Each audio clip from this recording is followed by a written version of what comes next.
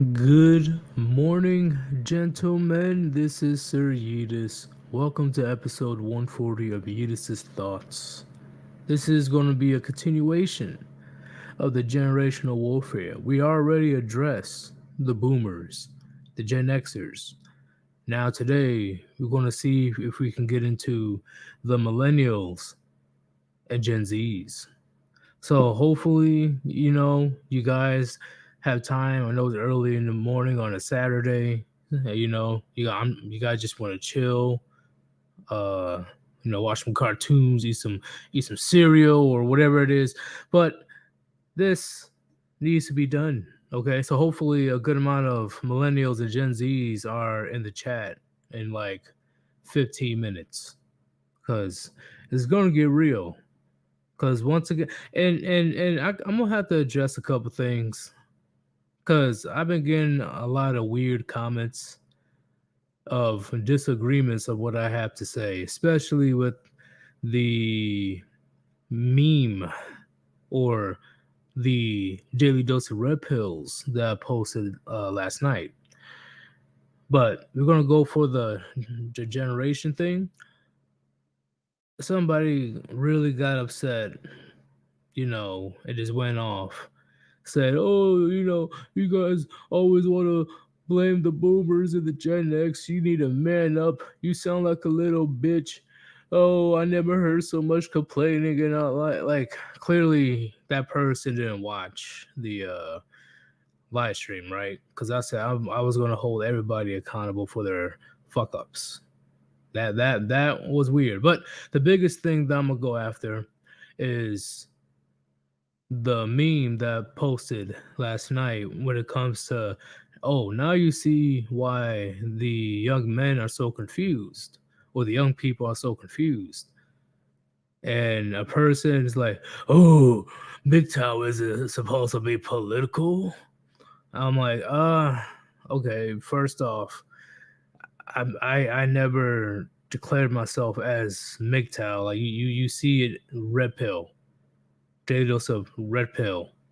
But when it comes to the meme itself, they got very upset because they're like, "Oh, this isn't red pill. This is nothing but political nonsense."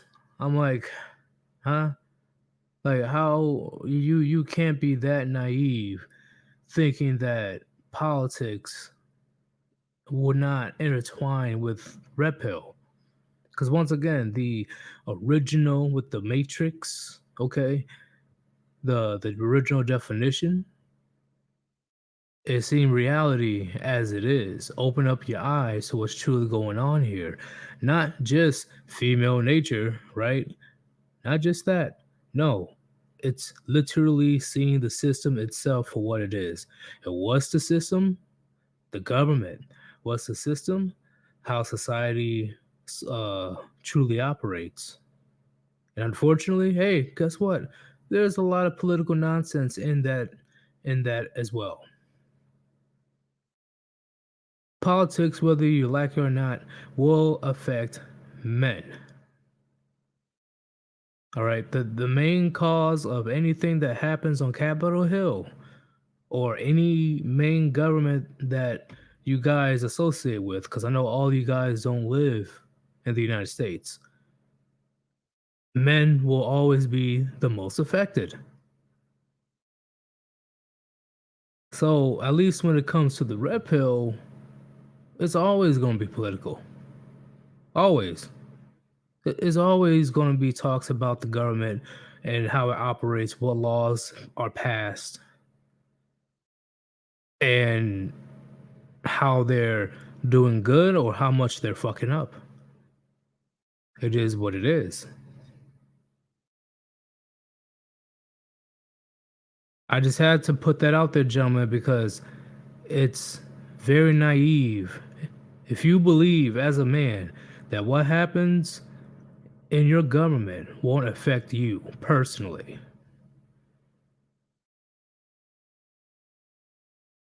because worst comes to worst, if the government does so bad, everybody's looking at you as a man to fix it. Just put it out there. Just put it. I know it's early in the morning, and I'm kind of struggling with the explanation, but I'm sure you guys get the gist of.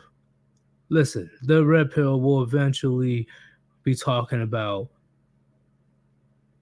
how society as a whole affects men, because we don't just talk about personal stuff, or we don't just talk about women 24/7. At least not this channel. We're we're not that naive. We're not that ignorant. All right, that's not what the Warband does. The Warband talks about politics often because it will trickle down always to you. Always. For example, the Roe versus Wade turnover. Guess who has to deal with the complaining and the screaming and the moaning and, oh, you don't have a uterus, so you don't know what you're talking. Men have to deal with the brunt of the nonsense of the 9 people in the Supreme Court uh, justices. Nine Supreme Court justices. Men across the United States has to deal with it. That's not the Supreme Court justices, because what they say is final. Unless otherwise, right? But now all these angry feminists, all these angry social justice warriors are literally looking at us, the people that has nothing to do with the decision. We have to deal with the nonsense. That's just one of the examples. And I'm sure Gray may have something to say about this as well. So I'm definitely going to invite him in a bit.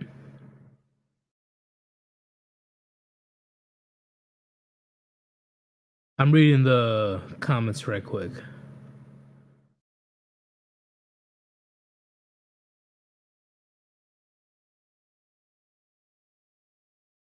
Let me just read this one. Sebastian. South Africa government wants to own the land, so can't even invest in real estate here. Netherlands shooting at the farmers for protesting the planned food crisis. And guess what, gentlemen? Guess who has to deal with this? See, this is what I'm talking about. If things go to shit because of the system collapse or the government turns all fucking dictator, or just it just turns their back on the people, they're going to be looking at men like you and me to fix it. So don't be that person to say, oh, why are you being so political? How dare you? How dare you put your conservative views in our face? I never said that you had to be a certain, you didn't have to affiliate with a certain party or ideals.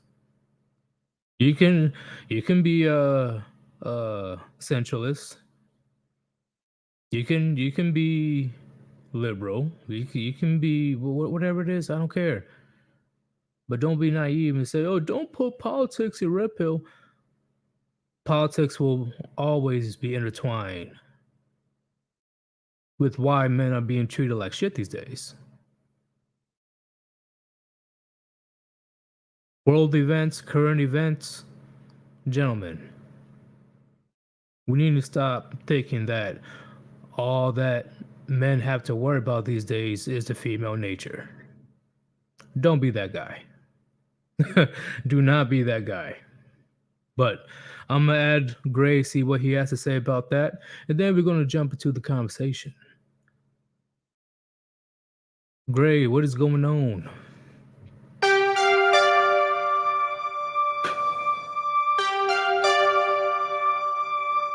Synthwave piano for the new generation. I was gonna say, what the fuck? Okay.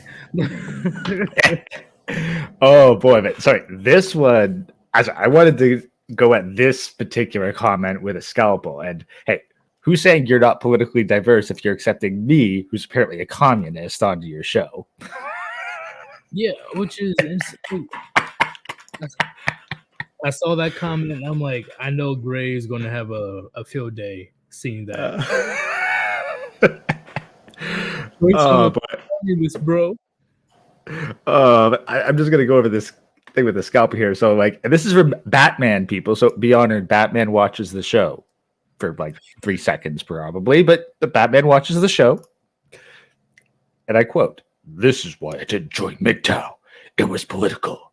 I'm a progressive with an erect penis. I don't want my red/woke pill to be affected by politics, especially conservative. And by the way, Toby Lauren, just one of the many conservative shills who've benefited from feminism, attacked men in general." So he's a progressive. Yeah, that's just another way of saying communist, okay? Fucking progressive, liberal, Democrat. You're a communist who doesn't want to say you're a communist. Literally. And then there was another Gray. I forgot to address that as well. This is why the phrase "haters never call in" is trending within the Warband, gentlemen. Not once in a long time. I think the last time a hater truly called in was January. Not once the haters been calling in lately and truly try to have a conversation with me. You know, maybe I sound smart. Maybe I sound, oh, too much to handle. Oh, he reads books. I can't debate him. Let me just talk mad shit. Because another person got mad at the meme, but he deleted his post because he didn't like what I had to say and made him look wrong, which he was wrong. It's the George Floyd situation. All right. That he tried to throw in the black card, saying, "Hey, I'm black, and I never heard black people saying that he was a hero and stuff." I'm like, okay, first off, your skin color, congratulations. All right. Even Native Americans can see how much George Floyd was on a pedestal by many black people in the community. He has a fucking statue, for Pete's sake. And a mural till it was struck by lightning. Yeah, which is, I believe, it's good coincidence. Like, don't be fucking that naive. Oh, I'm black and I never heard a black person. Just because you live under a rock doesn't mean everyone else lives under the same rock. Right. It's like, and I heard that type of argument before, often actually, especially by liberals for the most part. Oh, I never heard or seen seen people do it, so you're wrong. Exactly. Huh? Like, oh god, it's like, motherfucker, I don't need to know that Detroit is a freaking bullet-ridden shithole personally. I don't need to drive down the streets and get shot at to know it's a bad idea to drive down the streets of Detroit and stop every time someone flags you down. Right. It's like somebody saying, "Oh yeah, Chicago is literally murder capital of the world or capital of the country," and then somebody say, "Oh well, I'm from Chicago and I never seen somebody getting shot or killed, so you're wrong." Like, I don't even know if there's a spot in Chicago where you could avoid it, but at the very least, you'd have to never open a Facebook feed, never Google Chicago, and probably never really set a foot into the downtown core. Bingo. Never ever been in Southside Chicago. Never been there. It's 4th of July every weekend, pretty much. It's just something that I have to address, gentlemen, because it's none. I got slightly annoyed of the comments that I've been reading from the haters. They can't even form an actual good argument whatsoever, let alone they don't even call in. Which is honestly a real pity because, if there's genuinely some bullshit that we're spewing, by all means, explain it, because then we actually get to fucking learn and grow as people. Like having incoherent ramblings, it's like listening to the fucking kids at the schoolyard call each other names and then trying to grow as a person from it. Right? Like, instead we get, oh, Sir Yeetus, you, the Warband, is a bunch of bitches. Like, okay, like, what are you trying to accomplish with that? I no, you still haven't proved me wrong. I'm willing to change my mind, but that ain't helping your situation. Name calling the person. Oh, it's funny, and the funny thing is that it's like as soon as they say, "Well, this is why I didn't join MGTOW," I was like, sorry, this is a red pill cult, not a MGTOW cult. Different." And even then, I don't heavily associate with red pill, right? I don't say in my videos, I'm red pill, I'm red pill, I'm red.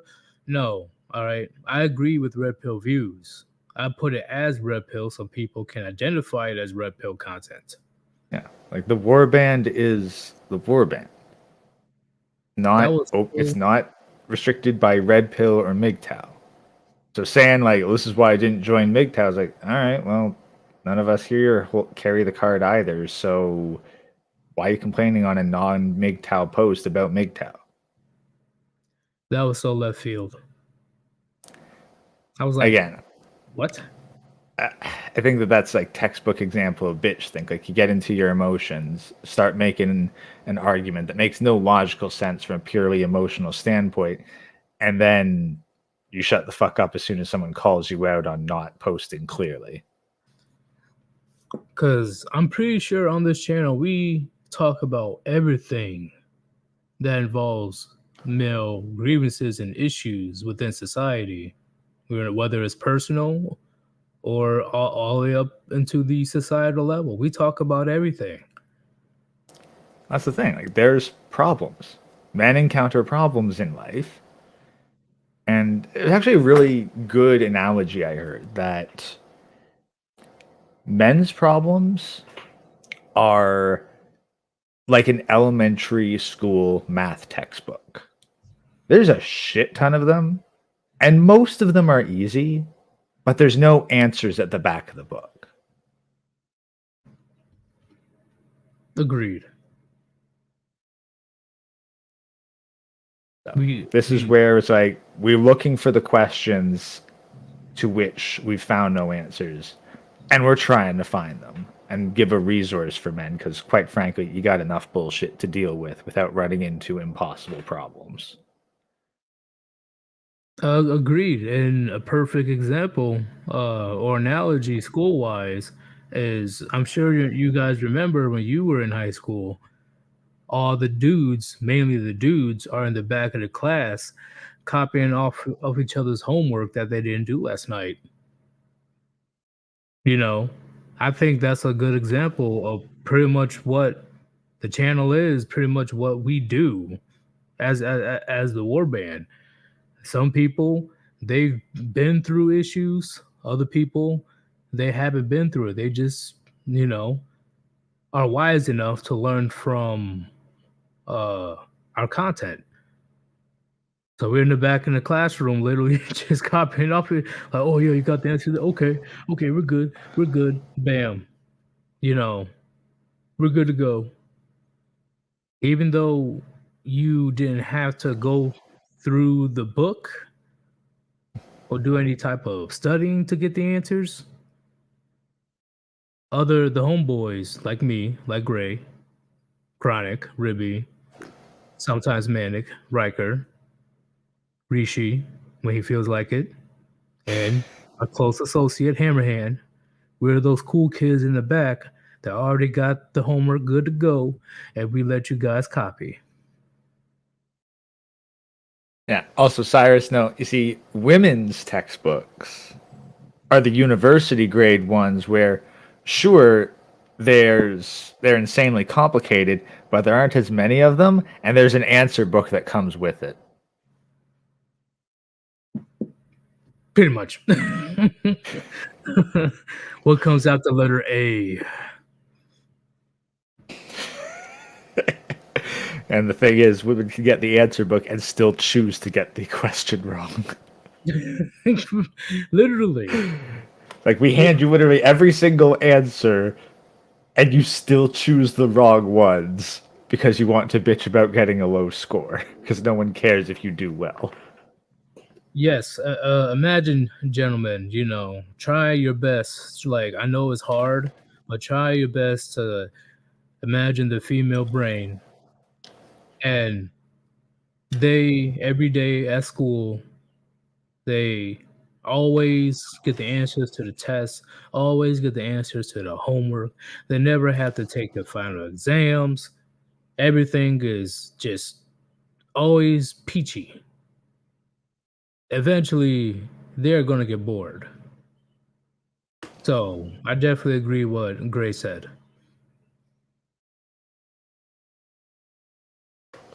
But anyway, we are here for generational stuff. So let's put millennials on the chopping block. Yep, and before we begin, if you want to support your boy Sir Yeetus and the Warband, the 2 links are on top of the chat: PayPal and Cash App. Those are the best ways to donate because it goes directly to me. But you can also super chat or super thanks.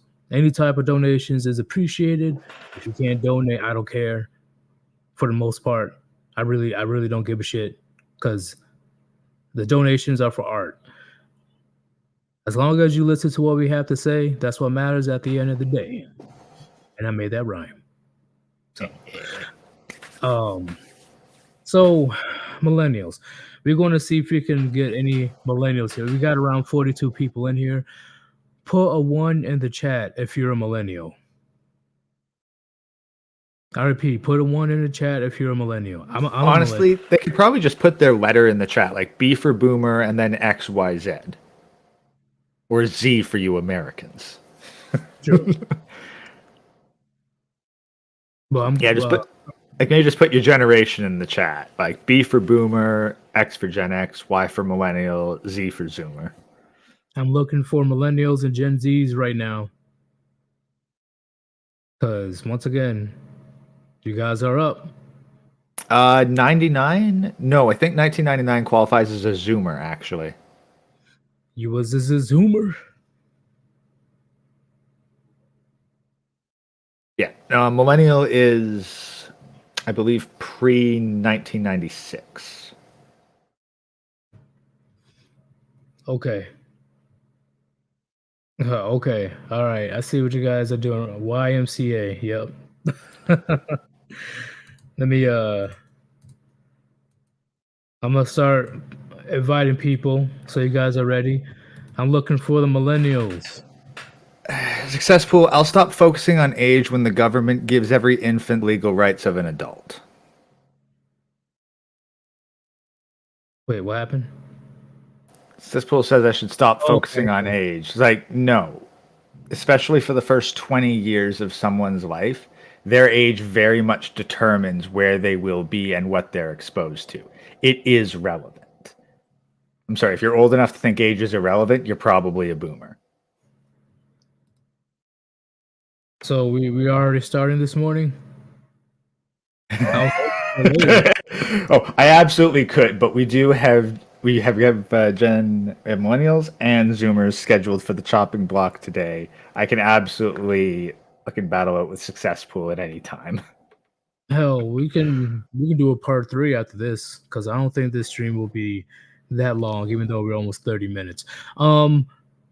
Okay, let us begin with the millennials. Millennials. We'll let you start this one because I think I'm the one that bitched with the boomers and Gen X. Okay, straight up, millennials. Y'all buggers fall into 2 broad categories. Either you are beyond lucky and just followed the program, followed the freaking programming like a drone, and now you're in a position that, quite frankly, you don't fucking deserve. Like, you definitely didn't earn. You're just complying with the existing politics, and you're a useful fucking idiot. And that'll probably work out for you for a little, but for fuck's sake, spend your money more bloody responsibly and start saving. Stop spending absolutely everything on trying to score more bloody social media points. The people you're trying to impress don't fucking care. They just like that all your money is going into their pockets instead of your savings. And then the other ones. Y'all buggers tried to do the right fucking thing, tried to follow the advice, tried to follow everything that was given, and guess what? It's fucking broken. The system's fucking broken, and bitching about it isn't going to solve it. You've got to fucking go a little bit beyond. Yes, you're going to have to dig in the fucking mud for a while to get yourself out of the fucking hole. But then you got to be willing to exploit absolutely everything in your life to try to find a way to make it. And you can't rely on older generations unless you get really fucking specific and drag it out of them. There's going to be no goddamn sympathy. Stop expecting it. You got to get on that fucking grind set and work to get yourself away from this system which fucking hates you.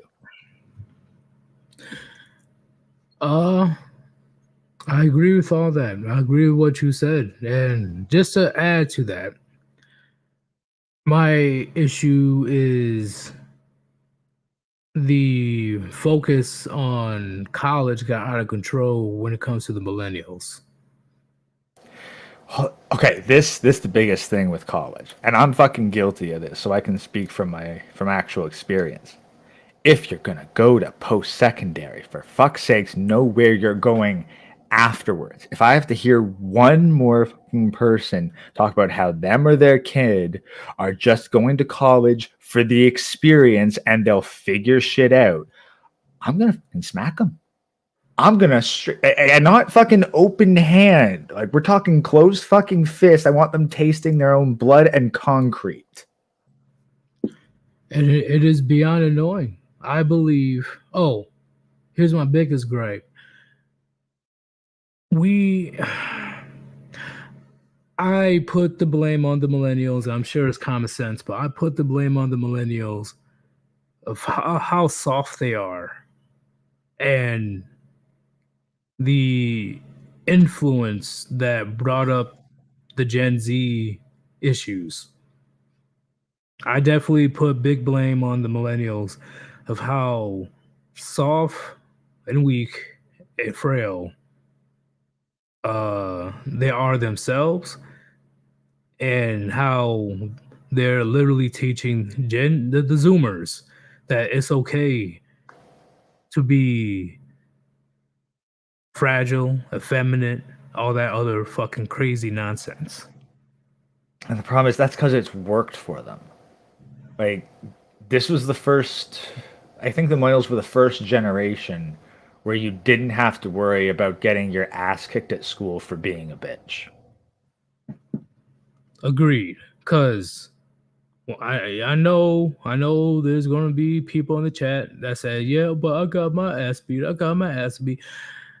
Hey, I'm not saying that it didn't happen around the millennial age, but it definitely came to a point where they say that just reprimanding your child, disciplining your child is now CPS worthy, Child Protective Services worthy.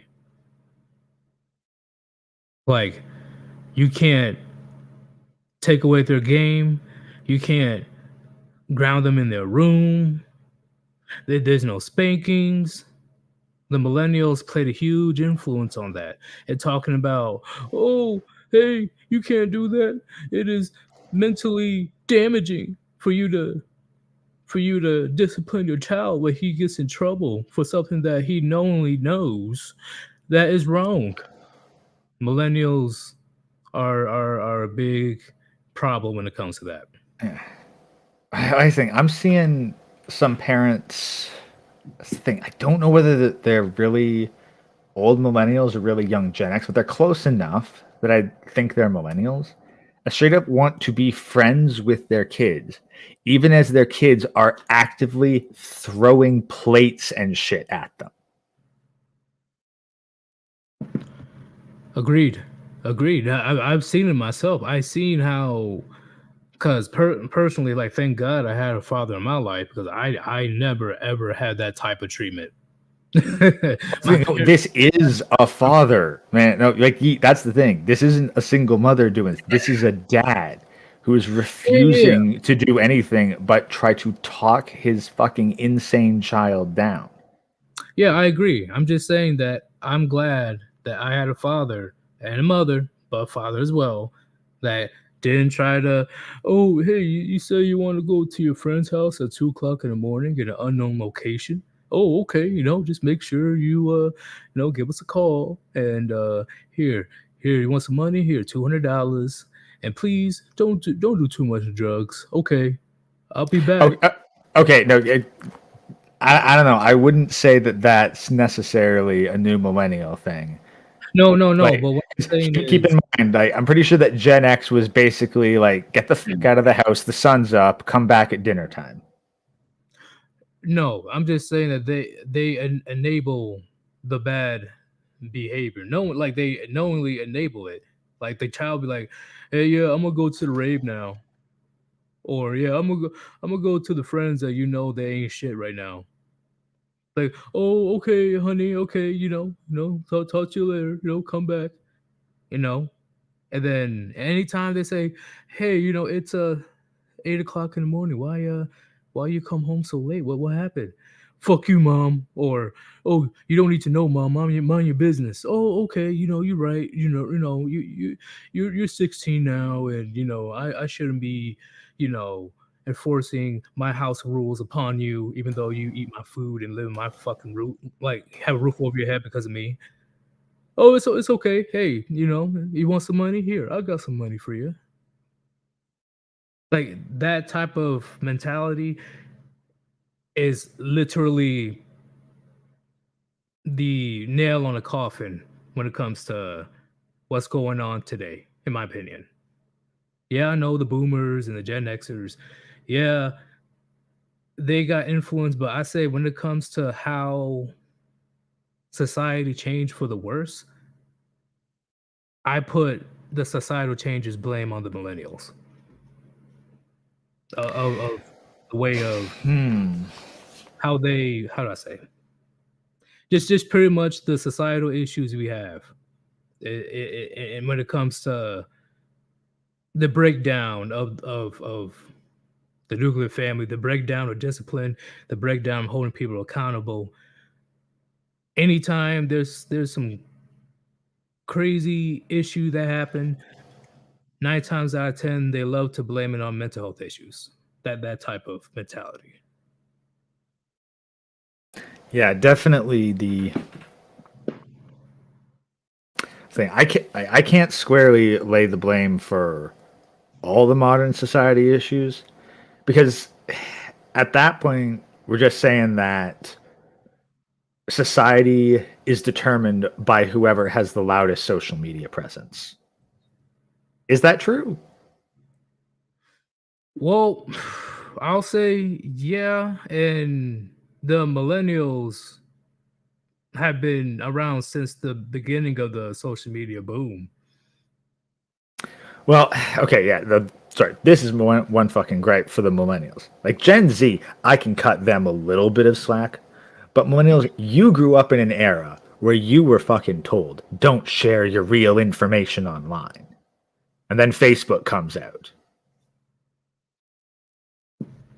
True. You're right. Millennials, we oh, speaking of that,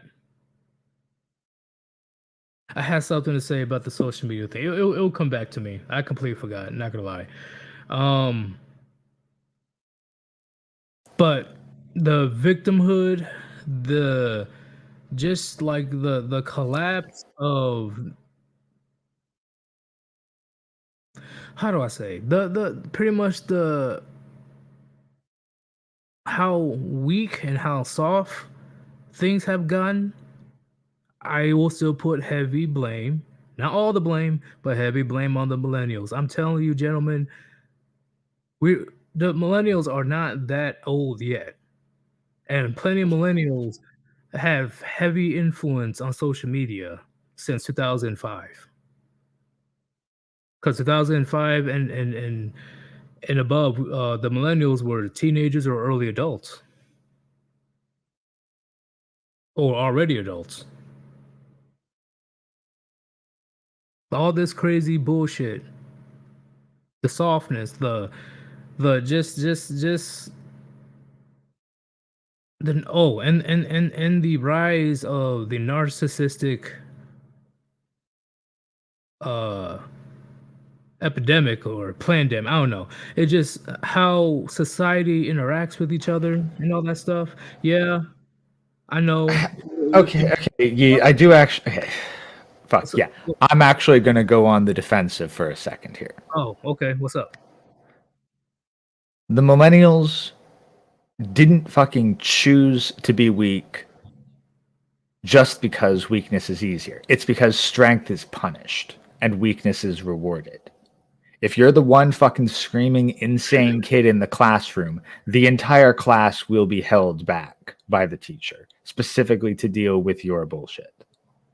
If you are the first one to go to the professor and cry like a little bitch, the weaker you looking you are, the higher you are in the privilege pyramid. That's what the authority does. If the millennials were just fucking left to their own devices, you wouldn't have this fucking epidemic of weakness. This was enforced from the top down. Uh, Now, yeah, yes and no, yes and no. yes and no, because then the same habits carried on to where that didn't work anymore. And they still kept at it because they weren't willing to learn more. So I think I hold them accountable for that shit later in life. Like once they actually hit adults and then had actual adult responsibilities. But even then, you've got this fucking just daycare pipeline from elementary school to college to a bullshit tech job.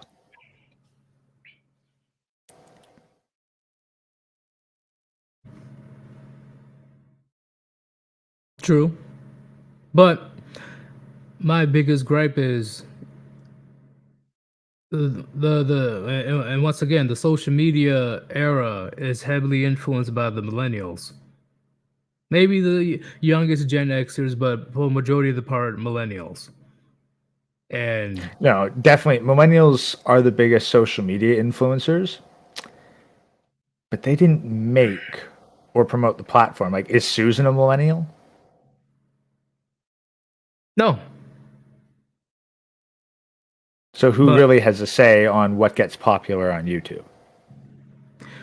I see what you're saying. I see what you're saying, but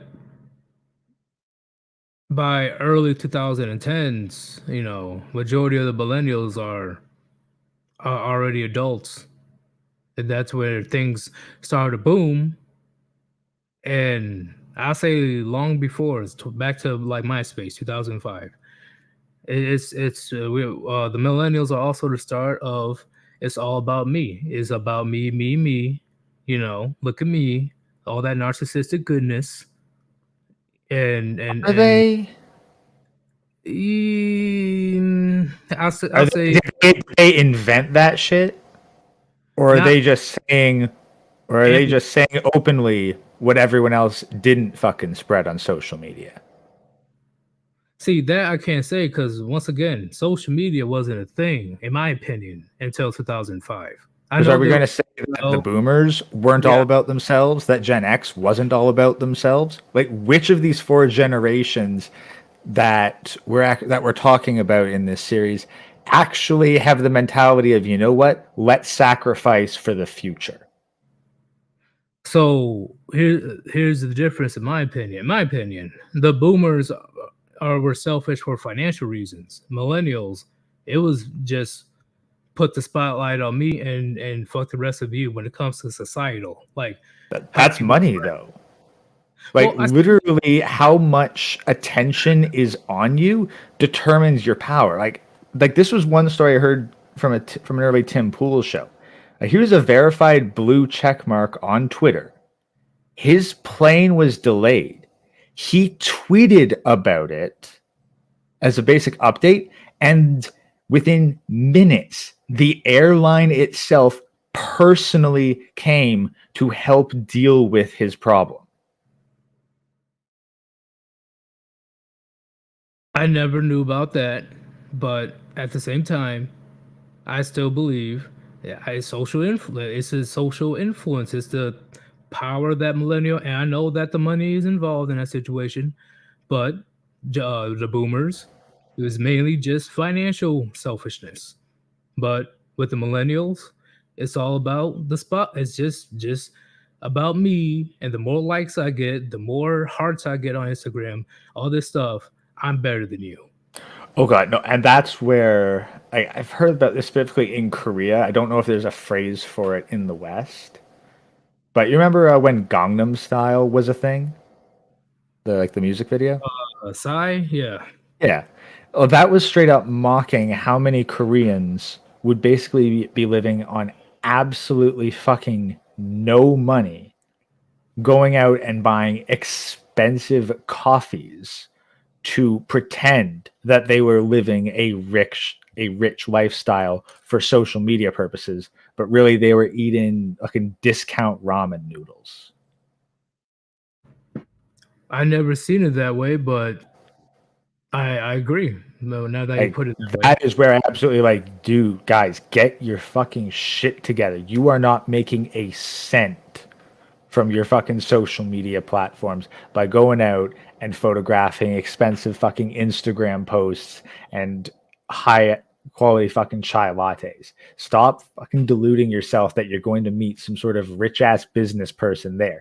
Your local Starbucks is just filled with a bunch of fakies like you all trying to grift off of one another. Bingo. But uh and then once again, majority millennials, I'm gonna repeat it. I'm better than you because I have a million followers. I'm better than you because I have a million subscribers.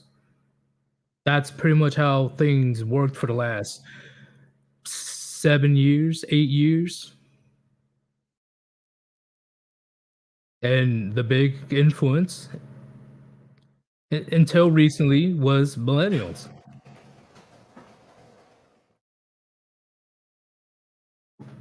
Well, what'd you say?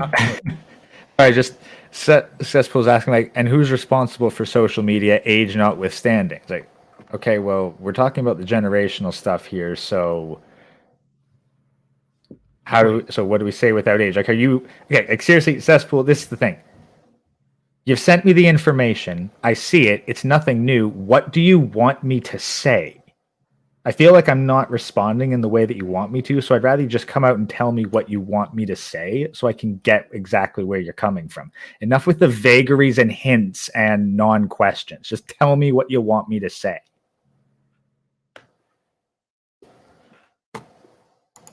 It's Like, too early seriously. for this. It's too early for this.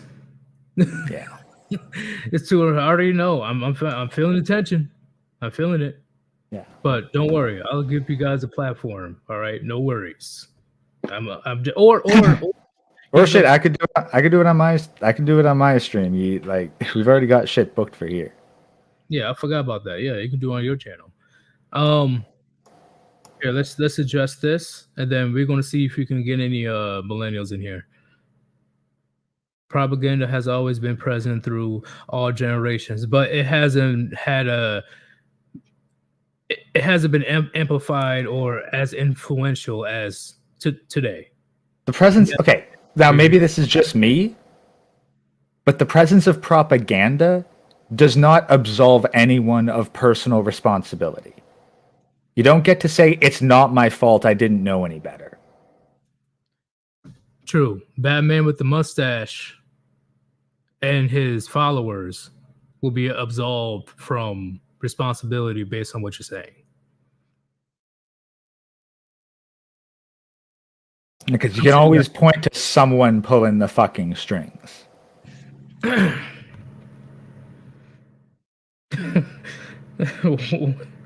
okay. Ageism.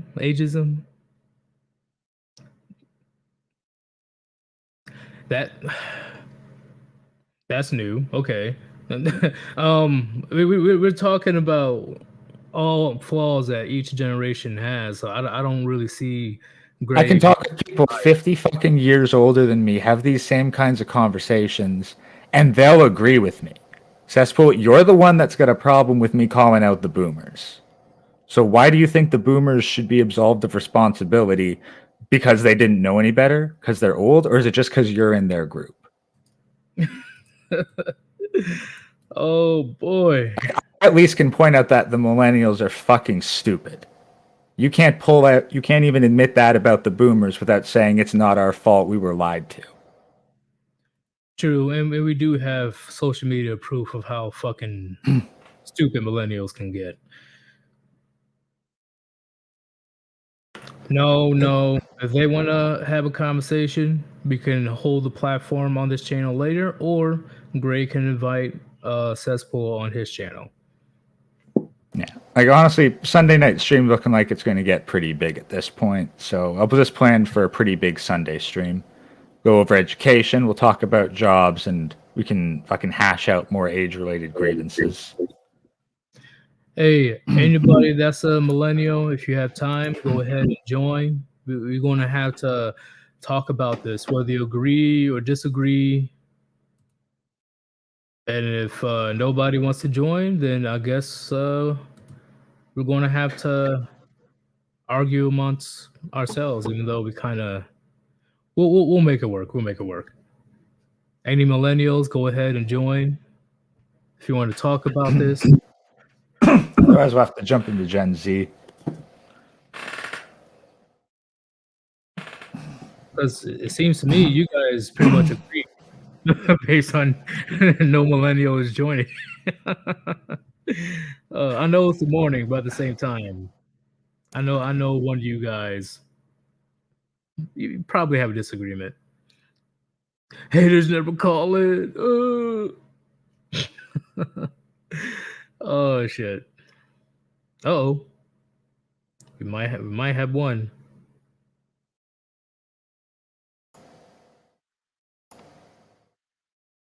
But Gray, do you have anything else when it comes to the millennial talk? A lot of them, like this thing, like I've met some that somewhat have their shit together, but the amount that will fucking just blow endless amounts of time on fucking Netflix, talk about nothing but here's the latest fucking movie shows shoved in front of my face.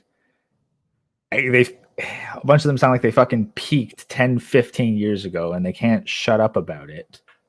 You got nothing new to add to conversations.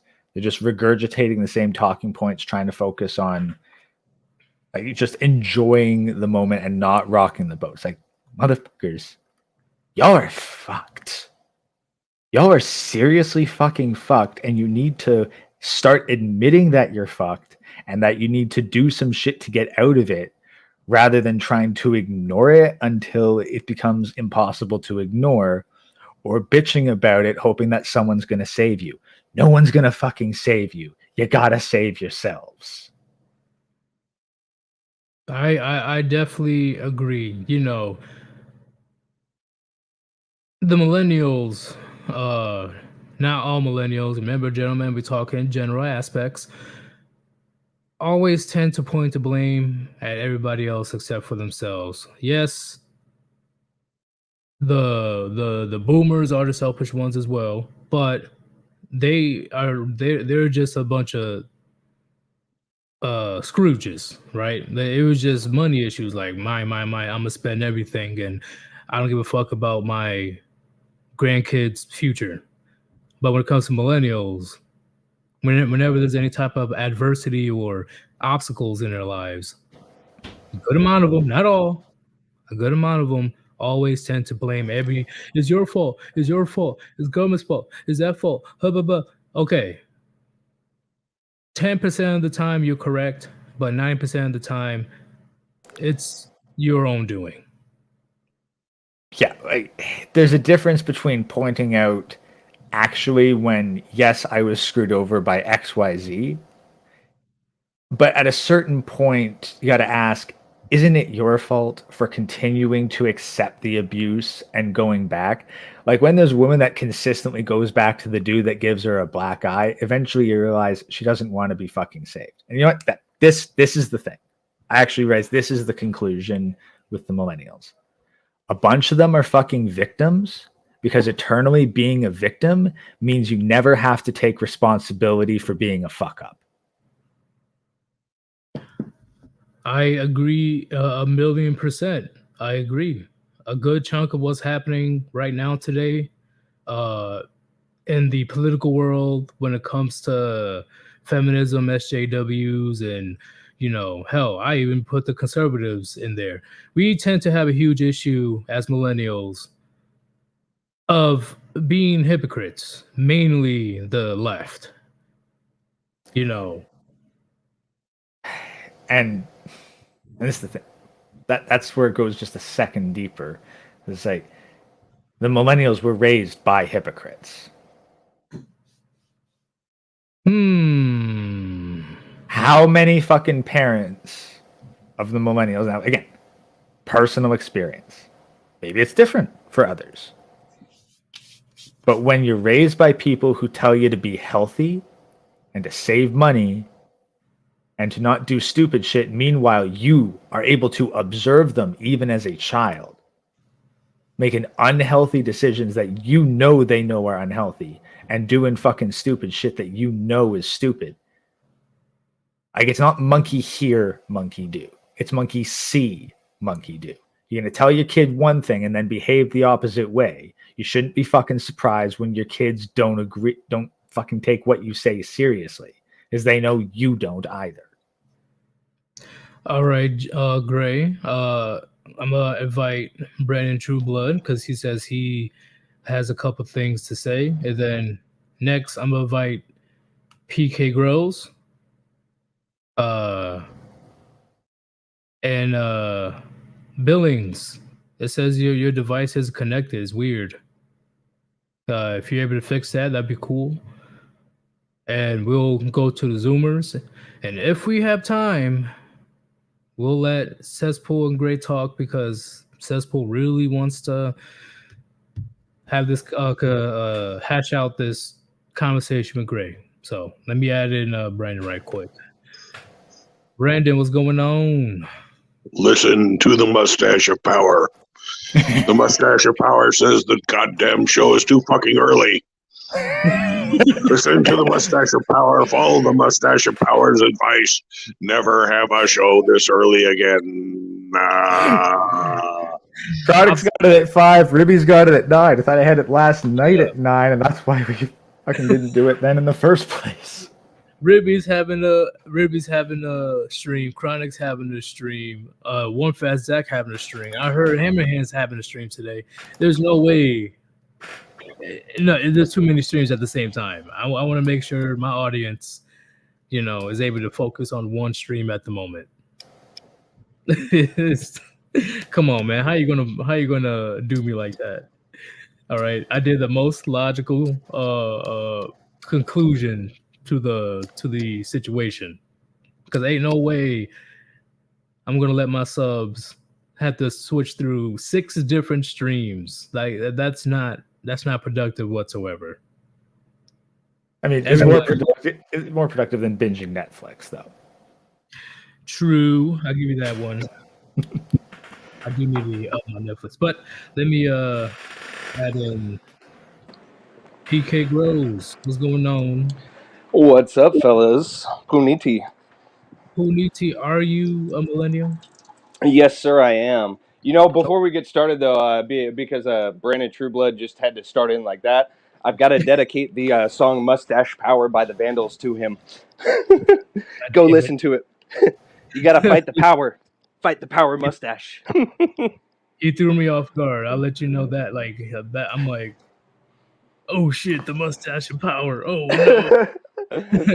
Let me add one person. Billings. Hello. You there, Billings? Yeah. Oh. You got to turn up your volume a bit. Yeah. Okay. I'll let you back in a bit, but we gotta keep the ball rolling. We're almost there, but fix the volume. But PK Grows, as a millennial yourself, oh well, as a we all here, millennials, you know, me and Gray. Do you agree? Do you disagree with what we have to say? Like, what's your perspective? I have no arguments with what you guys have said so far. I have to agree. And as far as like increasing the societal degeneracy, I definitely place blame on us. I want to say it started in the AOL chat rooms. Man, those places were nasty as fuck, bro.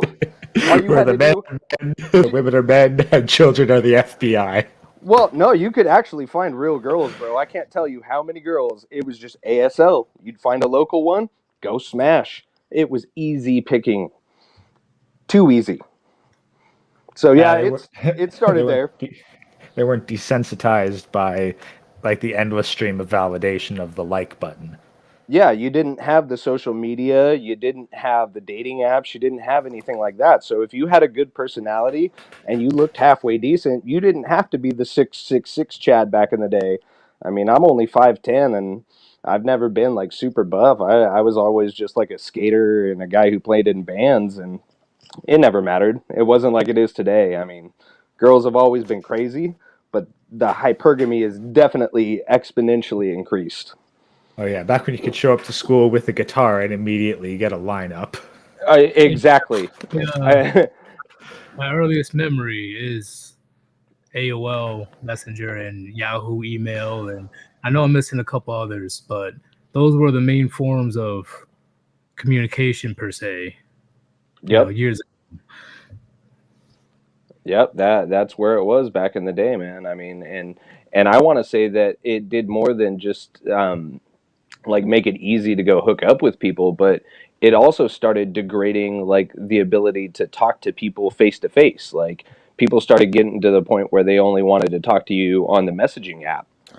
Oh God, I remember that. I remember a story from this one office worker who was receiving emails from his cubicle neighbor. And his cubicle neighbor kind of freaked out when he just got up, walked over, and was like, "Hey, you can just talk to me. We're right here." Yep, I know. It used to frustrate me too because I right out of high school, like I got roommates and they would only want to talk to each other through the messaging app, and there's a wall between them. It's like, dude, you're right the fuck there. Just go out there. I Yeah, don't get it. the youngest millennial. Okay, so I don't know what year Gray was born, but I know the youngest millennials have dealt with both worlds in the sense of, to keep it in the simplest terms, before smartphones and after smartphones. Oh, absolutely. Yeah. I mean, we didn't even have cell phones as a kid. I was born in '83, so I'm like right on. I'm what they call a zennial, depending on when they want to put it. Like sometimes I slide between Gen X and I really honestly hate the terms, and I can get to where SCE is going too because I understand what he's been implying. He's talking about the Tiny Hat Club designing all of this and the propaganda. So I get what he's saying, but I at the same time, like every generation has to take responsibility for their actions. And one of the things I mean, in my generation growing up as a pastor's kid, I think the Gen X conservative Christians have a lot to take for blame because there was an organization, at least in the Southern Baptist Convention, called Promise Keepers. And man, that was the beginning of cucking the church. Like seriously, I remember getting dragged to a couple of these conventions with my dad, and it was just seriously like putting all the blame on men for everything. It didn't matter how hard you were working to keep the family together. It didn't matter how good of a man you were. It was just like, no, you've got to do better to take care of your women. And so, I mean, Well, when you there's put lots it of that different things. hey, when you put it that way, I would definitely say I put, and I think Gray already mentioned it. I put blame, but the no, I think you did.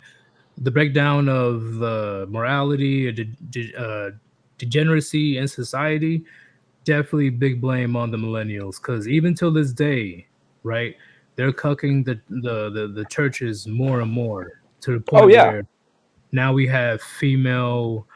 female pastors, gay pastors. Yeah, This it's is a sickening. female imam, which is Muslim chat Oh in the United. wow, I hadn't heard that one, but that's very surprising. She would have been stoned to death in the Middle East. Like, I'm surprised in some of the areas of here in America that she hasn't been stoned to death. yeah, that's what I'm saying. And they want to say, "Oh, it's progressive, it's cool." This millennials want to change. How do I say? On a societal, like social gains, they want to change how things are defined to benefit themselves. Yeah, absolutely. Yeah, social gain, not economic gain and all that stuff. Social. Yeah, because most of these people in our generation, they don't have any understanding of economics. That's why they go blow their money on the stupidest shit in the world. I mean, it, Well, it doesn't make sense to me. is it they don't understand, or they don't understand, or they just don't care, knowing that the economy is free falling, I think it's a especially combination of both. yeah after the 2008 recession. Yeah. You know,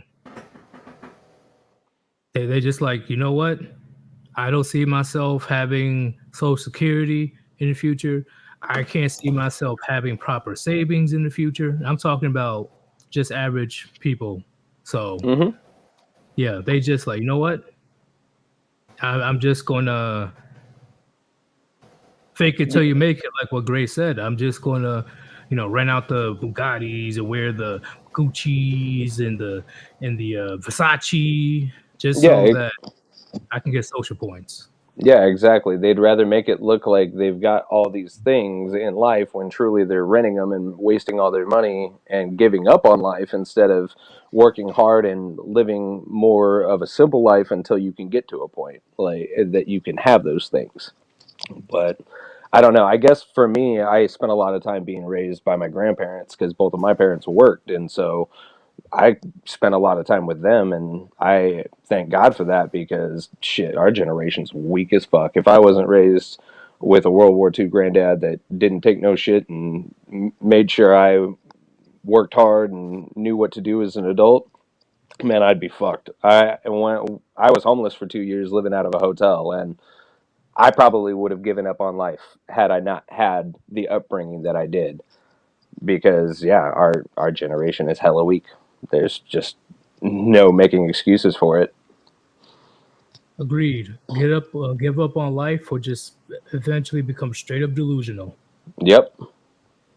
Yeah, and so many people just buy into that delusion. And what's really sad is actually seeing how our generation has affected our parents' generation as well because my parents split up when I was 27. My mom had started going back to school for nursing. She was tired of working as a bank manager. And she was around all these young little 20 something year old girls that were going for their nursing degrees and just living the little Instagram life. And she decided, well, man, I'm kind of bored. And so after she got her degree, she bounced and left my dad high and dry with all the bills. Pretty fucked. Yeah, that was a big red pill for me.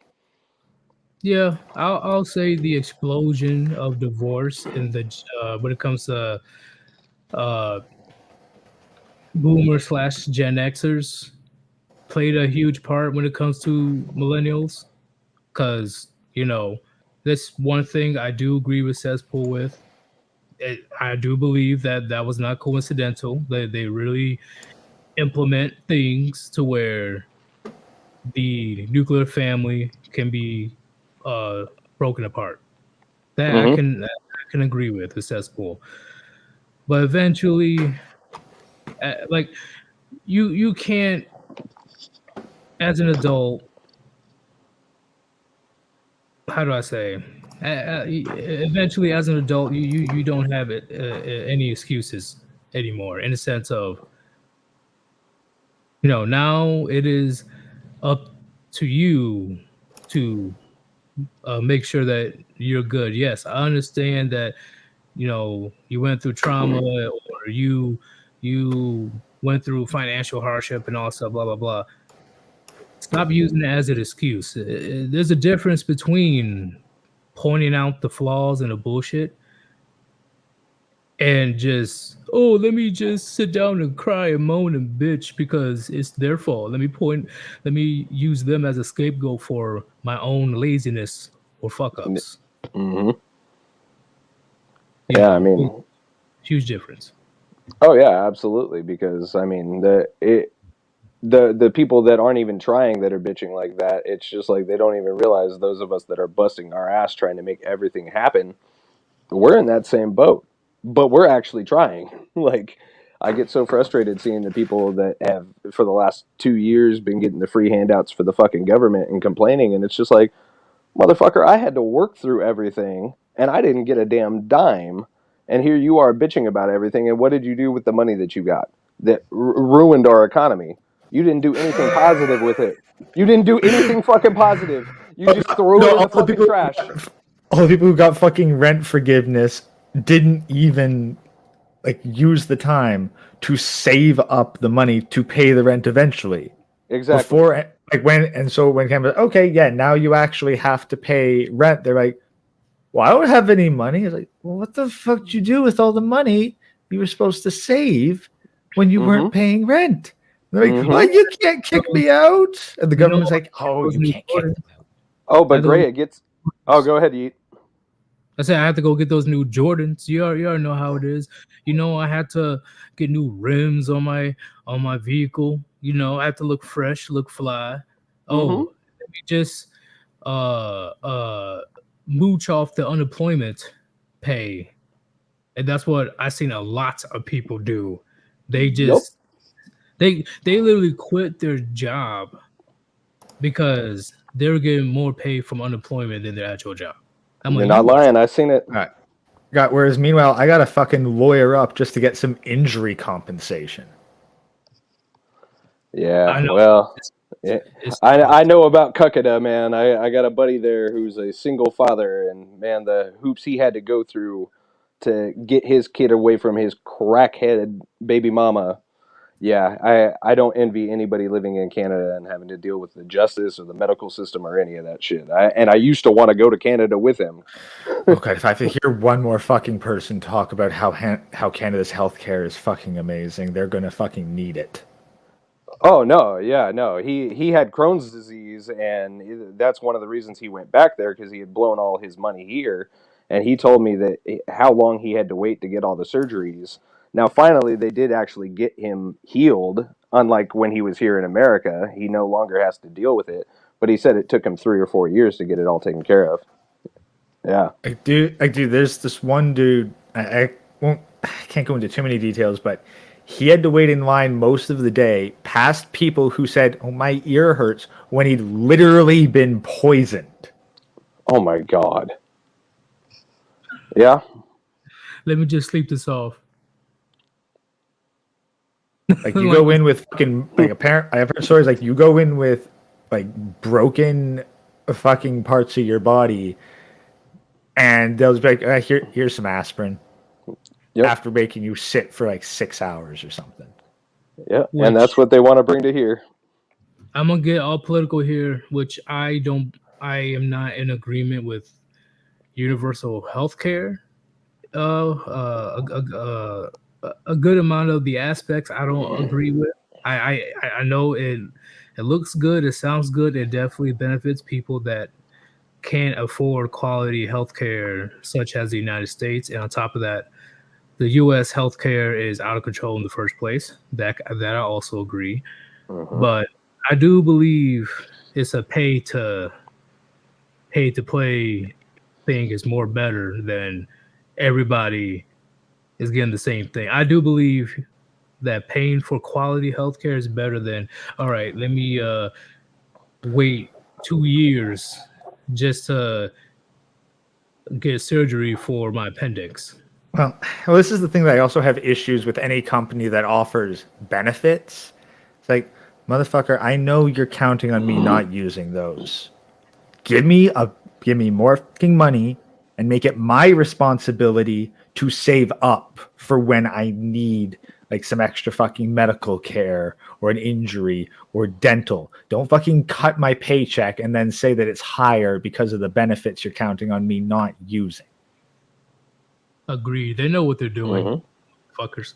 They wouldn't offer benefits if it didn't make them money. Agreed. PK Grows, do you have anything else to say on behalf of the millennials? No, not really. I just wanted to add one thing to Gray's last point when he was talking about people not having the money to pay for the rent. I'm here in Southern California. You want to get really more pissed off about that whole thing. After people blew all the damn money, it wasn't 2 or 3 weeks later, there were brand new billboards up with a website address where they were going to take care of all the back rent that you couldn't afford. So they got free money and free rent. Ain't that some shit? Yeah. This But is no, what we- as far as everything else, I think you guys hit the nail on the head. Yeah, this is what we're talking about when it comes to, in my opinion, the laziness of millennials. Yep. You know, they expect handouts like that. Yeah, and it's never enough. Never enough. Like I'm telling you, like it's crazy. You can't even get rich these days as a person without people within your family or friends or whoever it is. They don't even ask. They literally expect and demand money from you. Yep, and if you hold your ground, you're an asshole. Yeah, you're a piece of shit. Yep. Like what? Just because I'm telling you to get a fucking job? Yeah. Like, oh my God, ain't this grand? You know, I bust my ass for how many years, and you think you just walk up on here and, you know, ask for a fucking paycheck just for existing? That's not how life works. Yeah. So some people enjoy living in their delusion, but I'm not one of them, and I'm glad that Warband isn't either. It's nice to have some like-minded people to associate with. No problem, man. I'm going to add in a couple more millennials before we get into Gen Z, because Gen Z, oh man, yeah, y'all, I need to bust out my drink because y'all just get the biggest thing of them all. Yeetus not even dude. How bad is this? That's Gen Z sound right there for Gray. I'm telling you, man, it's you. Here's Gen Z's sound.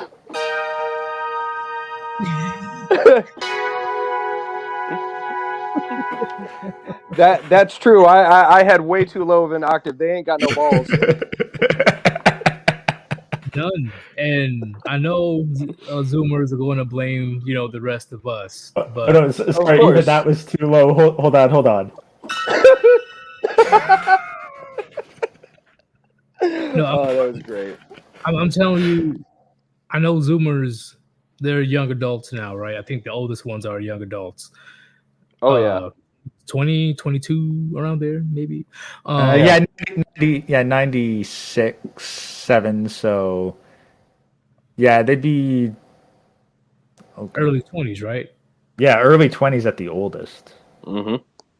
So a good amount of you guys are old enough to accept the flaws that I'm about to drop on y'all. Oh, you know, I did think of one more thing that I put in the chat that I forgot to mention with you guys here. One thing that our generation fucked up with raising their kids is a lot of them in the latter part of everything, once tablets and smartphones started coming out, those motherfuckers just handed them tablets and TV and let that raise them. And I used to, and at that point I had lost my construction job and I was working as a waiter, and there was a Barnes and Noble that was right in our same place. And these people would be coming in all the time like, oh yeah, I got my kid there in this new little nook and everything. And I can't tell you how many people I told them, like, well, yeah, but do you have real books for them? And they, well, no, why would I need real books? PK Grows, why'd you say that?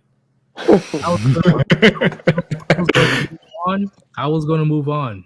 We're going to, but I'm sorry, brother. I thought about it though, and I forgot. I'm stoned. I didn't think about it. I'm gonna let Gray go first, but yeah, I have huge issues. God, with handing 3-year-olds fucking tablets. Like I've seen that. I've literally seen like, hey, daddy's gonna work, so here, sit in the break room with your tablet and mess around with his like. Yeah, wow.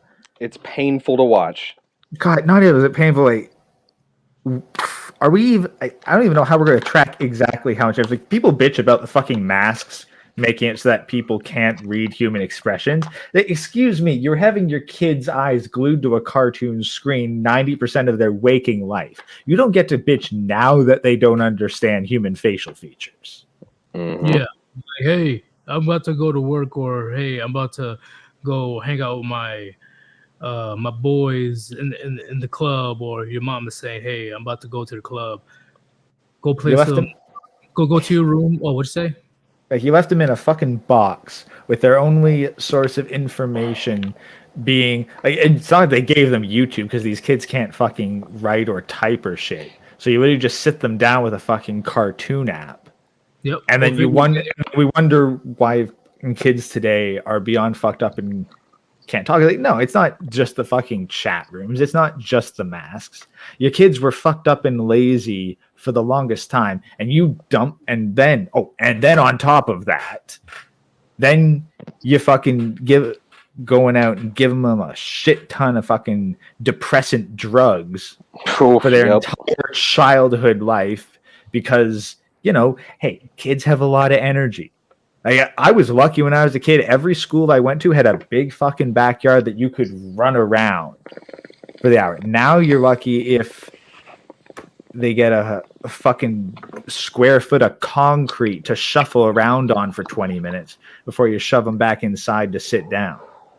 And then you drug them up so that they can sit fucking still and they're brain dead zombies. And we wonder why a whole bunch of them are okay with taking a shit ton of drugs and are mentally unhinged later in life. Well, and you mentioned Gen Xers, young Gen Xers, and millennials are definitely at fault when it comes to this. Literally, playing. Mm-hmm. I know a good amount of people that were raised on video games and TV shows and stuff, like you guys just said. They were literally raised by that, and the parents act all confused on why their kids are extremely socially awkward. I mean, I was given shit as a kid for reading books in the dark, and here they are giving their kids tablets. I love books. I love books. Not anymore. I don't really read as much anymore, but when I was young, it was books galore. Sometimes when I got in trouble, literally, my punishment was to read a fucking big ass book. You know, I was like, fuck. You know, as a child, it's like, damn, that's too big. But you know, eventually you be able to, you know, get into the book and you're like, oh, look, I'm getting some knowledge today. That's how much importance books had before the smartphones and shit came in. It's true. In 6th grade, I read the Jurassic Park novel for one of my book reports. Like, our generation was different. Like, we didn't have those kind of things. And then Gray mentioned that cartoon app that he saw that dude leaving his kid with. Well, think about all the grooming shit that we know now. How long has that been hidden in these cartoons? I mean, because it was even hidden in some of the stuff in the 90s. Oh, God, yeah. It's not like fucking parents are playing through their kids' apps before they hand it to them. They just see that it's got a 5-star review on Google Play, and it's like, good enough. Yeah, exactly, because they just blindly trusted all these companies. And honestly, this indoctrination's probably been going on a whole lot longer than we realize because, yeah, our generation's kids, our kids' kids, were raised on this shit, and the parents don't even know what the fuck they were feeding their kids. Yep, I agree. I'm glad I had parents that actually monitored constantly the activities online and stuff that I had. You know, it was beyond annoying. Oh yeah, silly, but I'm glad they're like, no, fuck that. What are you watching on TV? Who are you talking to online? Like it's crucial to my, you know, development. These Do, days, it's okay. Here, you want a Facebook at 8 years old? All right, let me create one for. Actually, they create Facebook profiles for like 5-year-olds, 6-year-olds now. Hell, even babies. why would you do that? Again, fucking picture books for 3-year-olds that'll read to them. Like, no, the whole point of a picture book was for you, the adult, to read to the child so that the child would understand how to read, and it has gorgeous fucking illustrations in it so that the kid has something to fucking look at that's gorgeous and involved and in depth, so you don't get bored because you have to spend 2 minutes to get through a single sentence. Mm-hmm. And not only that, it's the illustrations and hearing their parents' voice speaking these words that makes the connection for the child. There's all of these things that go back into the biology. You're going to recognize your parents' voice, and you're going to learn these things, and you're going to associate, okay, that picture that I'm looking at, that's that. They don't have that anymore. And then they wonder why people can't communicate for shit.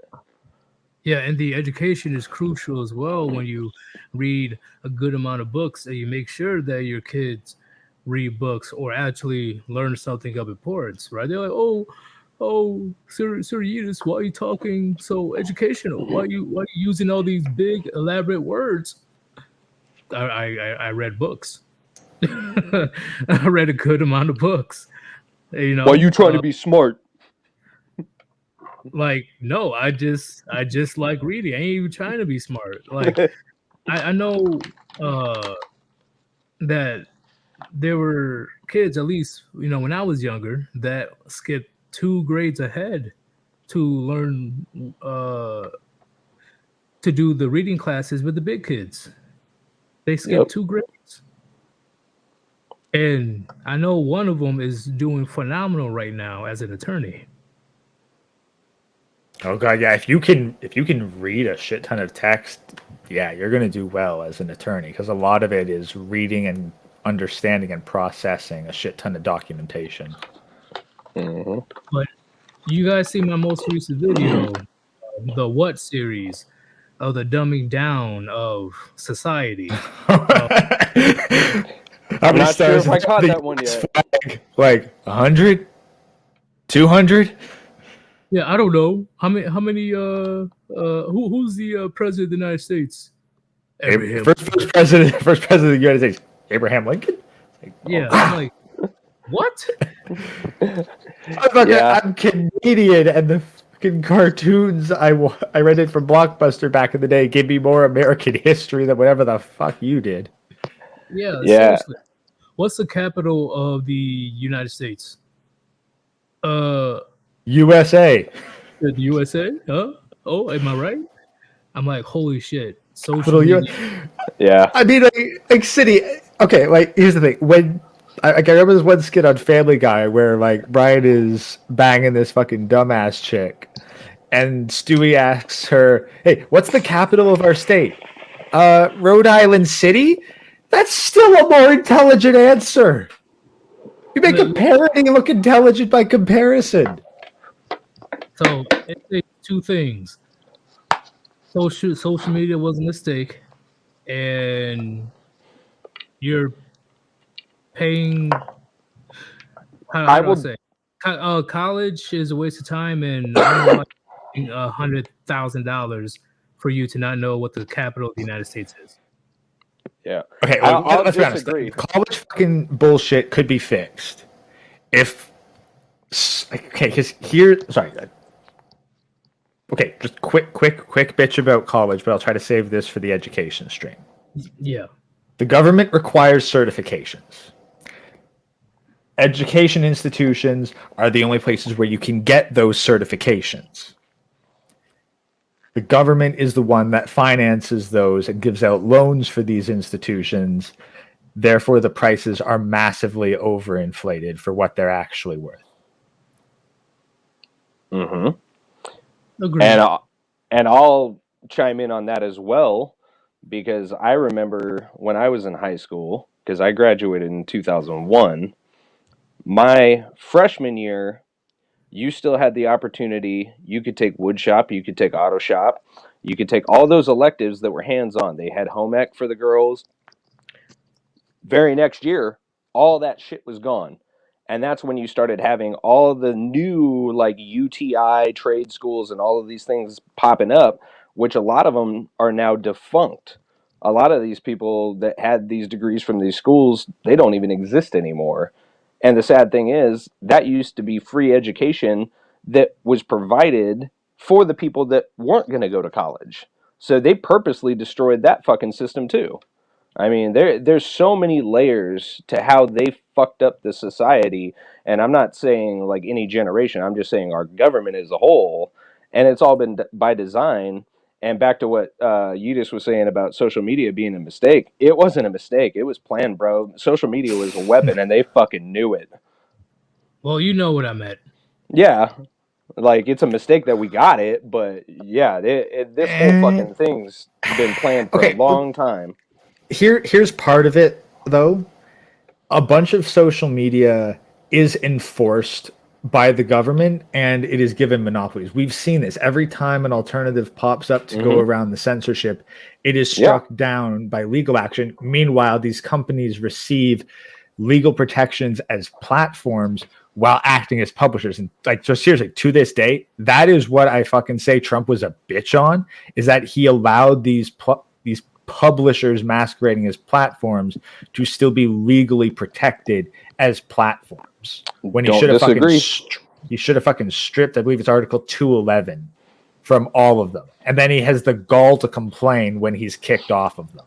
Like, motherfucker, you had the ability to fix this and you didn't. Yep. But hey, PK Gross, thank you for breaking up that topic. Great conversation, and we'll definitely talk probably tomorrow. Depends on how much time you have left when it comes to Gen Z, because I know there's two more people that want to speak their piece, so we'll try to go quickly. But hey, man, Puniti brothers, have a good one. Puniti. All right, we're gonna quickly do this. Billings, is it fixed? He's not there. Okay, he's cool. Andrew, I remember you, the one with the chickens. Yeah, hello. How was that? It's been too long. How are you? Yes. I'm doing great, but you a millennial? Yeah. Hey, you know. Oh, what's up? What? What's I'm up? sorry, the internet's a little bit shaky. But yeah. What were you What were you asking? Do you agree or disagree with what me and Gray said when it comes to the flaws of millennials? Yeah, I guess. But then again, they're just people. I mean, people would like to pursue their own self-interest. The boomers, they got the chance to, rip the later generation off of the wallet. The millennial, they're pretty much the same, but they don't have the opportunity. Now they have to pay the debt of what their forefather did. So I see what you're saying, but yeah, the flaws of millennials, I don't think it's just financial. I say the breakdown of morality and the empowerment of degeneracy, like degeneracy is being celebrated in society today. I put majority of the blame on the millennials for that one.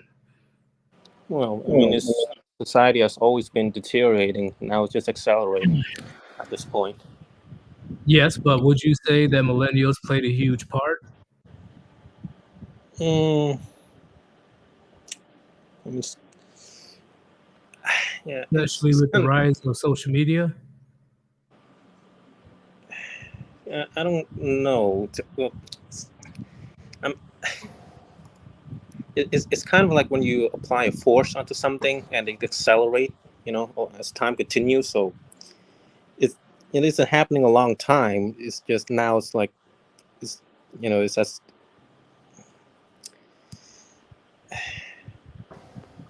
Not really. No.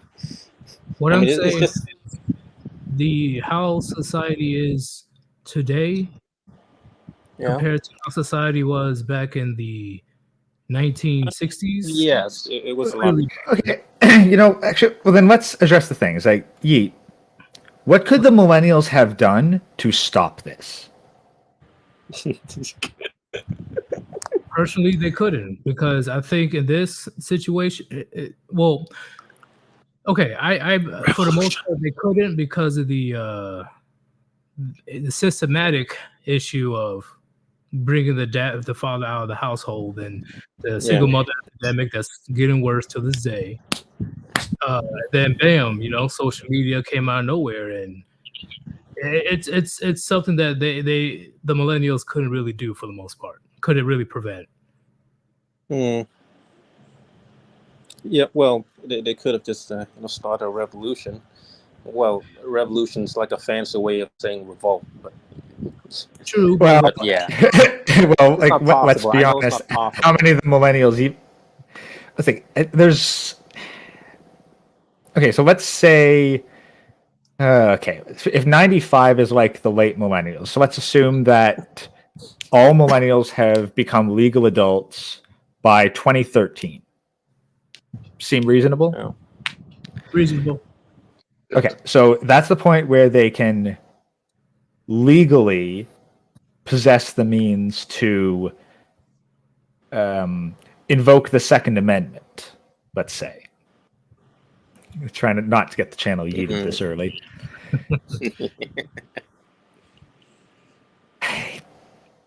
I don't know how many of them even had the financial capabilities to consider performing such an action at that point. I think that if the millennials are to fight back in any singular capacity, we're seeing it nowadays with the rise of like red pill, MGTOW, even China with the lying flat and let it rot movements. Like fighting the system isn't necessarily going to change it, but withdrawing from the system and accelerating its decay by starving it. I think that's the most effective, and that's also really how I'm seeing the millennials are actually trying to fight back. At the very least, they're making an attempt. Well, and that's more than can be said for most of the other generations. No, I don't think so. It's just, okay, they're withdrawing themselves from society not because they want to accelerate it. It's just they don't want to get involved. They can change it. They have the numbers. The problem is that no one's willing to do so because they have a lot of things to lose in their lives. Well, but keep in mind, anytime, like to do things as a large group requires organization. And what happens every time a group tries to organize that isn't government sanctioned? The government's like, no. Well, the government has to run out of money and power, so. And for that to happen, the starvation has to happen first. There won't be any organization amongst the millennials to deal with the system until the system dies. No, they can't. Okay, so it's kind of both. It's kind of both because right now they're paying tax. Well, the rich only paying the taxes right now. So the government have the money to push back. Not to mention they also have their own lives and jobs and possessions, so they're not willing to risk them until the governments run out of money, which means that the people itself, they don't really have a lot of things left to lose. Then you will see like a revolt. Yeah, most people are going to wait until the problem is actually seriously fucking with them. That's true. And that's where like I bitch about, like where I started bitching about the millennials, that they've got it far better than they should because they're the useful idiots that toe the government line. Hey, I'm gonna read this right quick. I think speaking with our wallets is one of the most effective ways today. I completely agree. I agree. Women and society in general really don't give a damn unless they're affected personally, and money talks in 2022, right? They all worship the dollar. Well, the value is going down. Well, hey, that's going to make, I'm kind of happy for it because that's going to make repaying debts a lot easier. Well, yeah. Well, I don't have any debt, so I don't really have to worry about that. I do Yeah, have to well- worry about gasoline, though. Yeah. Don't you just love it when you have all these women complaining to you about money problems? You know, Yeah, they it's cost them. society. Yeah, they caused the problem themselves by demanding free stuff from the government, but don't raise the taxes.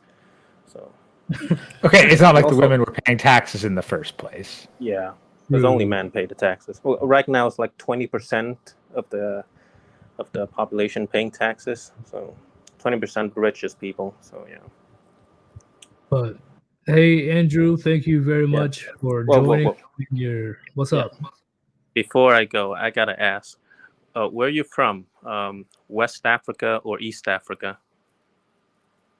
What do you mean? No, I'm just curious. I'm sure we have this conversation before with Gray there. So remember I am that, from the States. Gray? Honestly, Do you it's remember been that?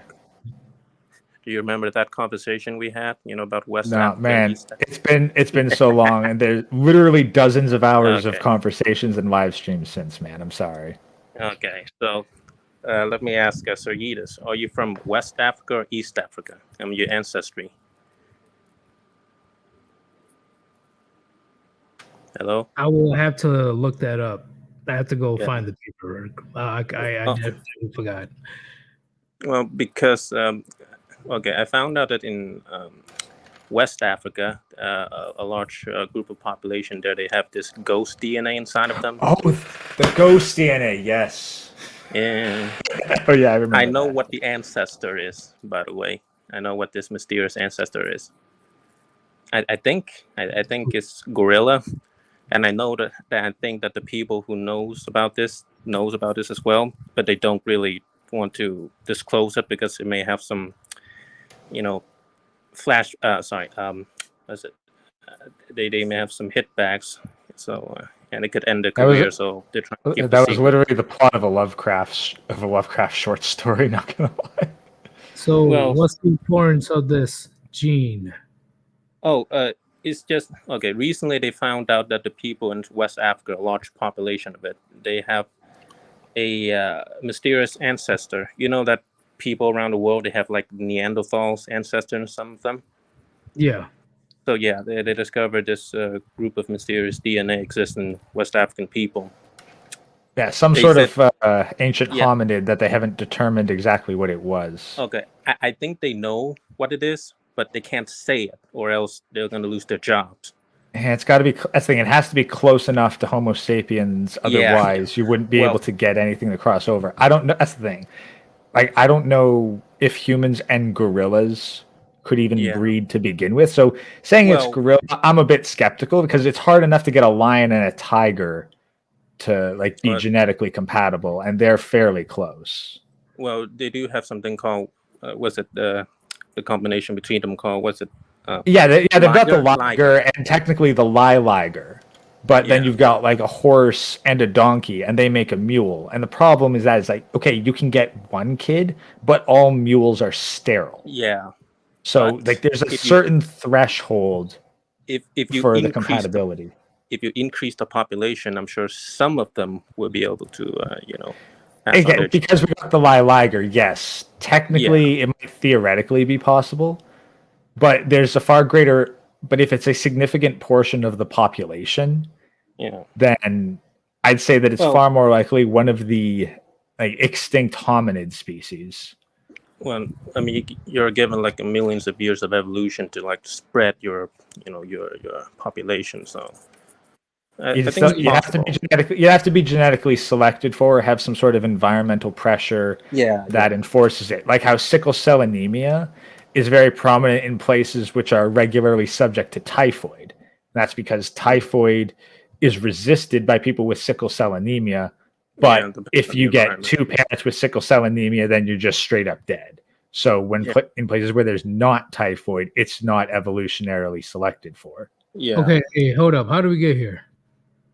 Ghost it's DNA. Ghost Ghost DNA. Ghost DNA, which No, you know, but we it's can, just I don't know, like- maybe we can have a genetic stream with Chronic, but we Yeah, are yeah. on generations. Yeah, I so. think Chronic can get into this. Yeah, I understand what you guys are saying, but like, holy, we went from generational talk to fucking let's Yeah. let's Well, spice up the gene pool. I mean, the interesting is you look at West African people and they tend to have gorilla face. So I'm guessing that's why they want to hide it. We fucked a gorilla. Like what? What? Yeah. I mean, you look at the facial structure with their wide and flat out nose and big lips and extruded jaw. I mean, that's kind of look like gorilla. Not to mention, in like a couple of years back. We're treading dangerous waters right now. Yeah, dude, like you're gonna get the stream fucking yeeted for like some really hardcore shit. So to prove this, Yum Joy, come on, bro, really? I just got it. I can't say that you're wrong, but come on, bro. Yeah. Come on, Yum. But hey, let's we almost had 2 hours, so we gotta. Yeah, we gotta get into tearing into Gen Z because we haven't done that yet. Sorry, we'll save DNA. We'll save DNA talk for a different stream.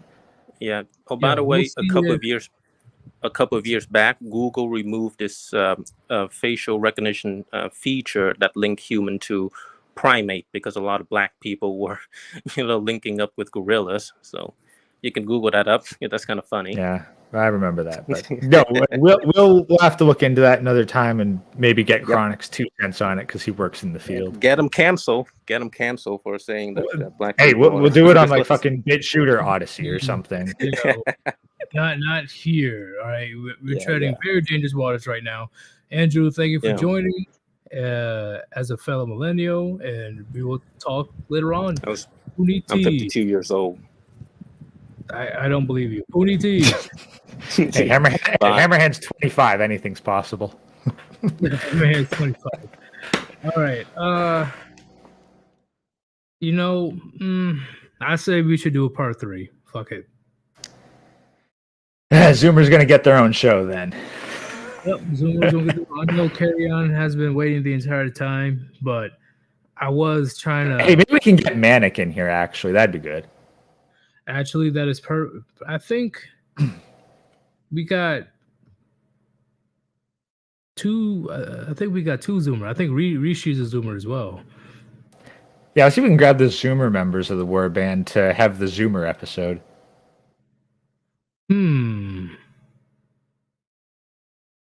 That's a good. And technically, I'm the only. Actually, me and you are the only ones that are not Zoomers, I think.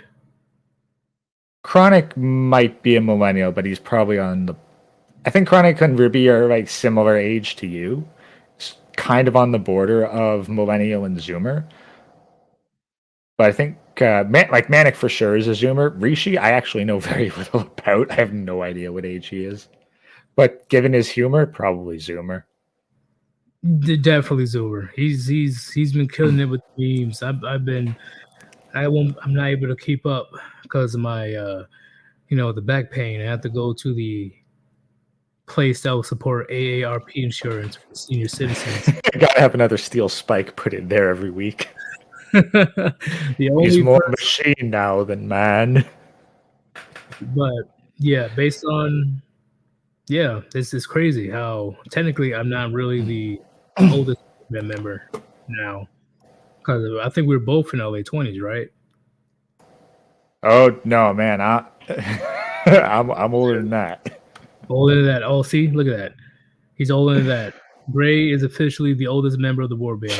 Yeah, I'm the new official oldest member. I'm not the oldest anymore. Yay! Well, to be fair, like I'm a ghost, so ghosts have less material than bones. It's like, like you got the zombie, and then the zombie gets old, becomes the skeleton, and the skeleton gets old, becomes a ghost. Oh my god! But I know we're not that far apart in age. I'm pretty sure we're few years. Like you're old enough to you're within a close enough margin to be my brother. So pretty much. But yeah, finally we're getting the OG at this point because compared to everybody else, Gray, you're pretty much an OG. You're the elder. Oh, God. That's a scary fucking position. You're The guy that's usually the youngest on the fucking work crew. You have to wait on top of the mountain. Oh God, Hammer, you gotta join the Warband. I'm feeling old here. My spine's crinkling up. Brad, Zoom is mid 90s to 2010, right? Yeah, I think it's 96 to 2016, something like that. Yeah.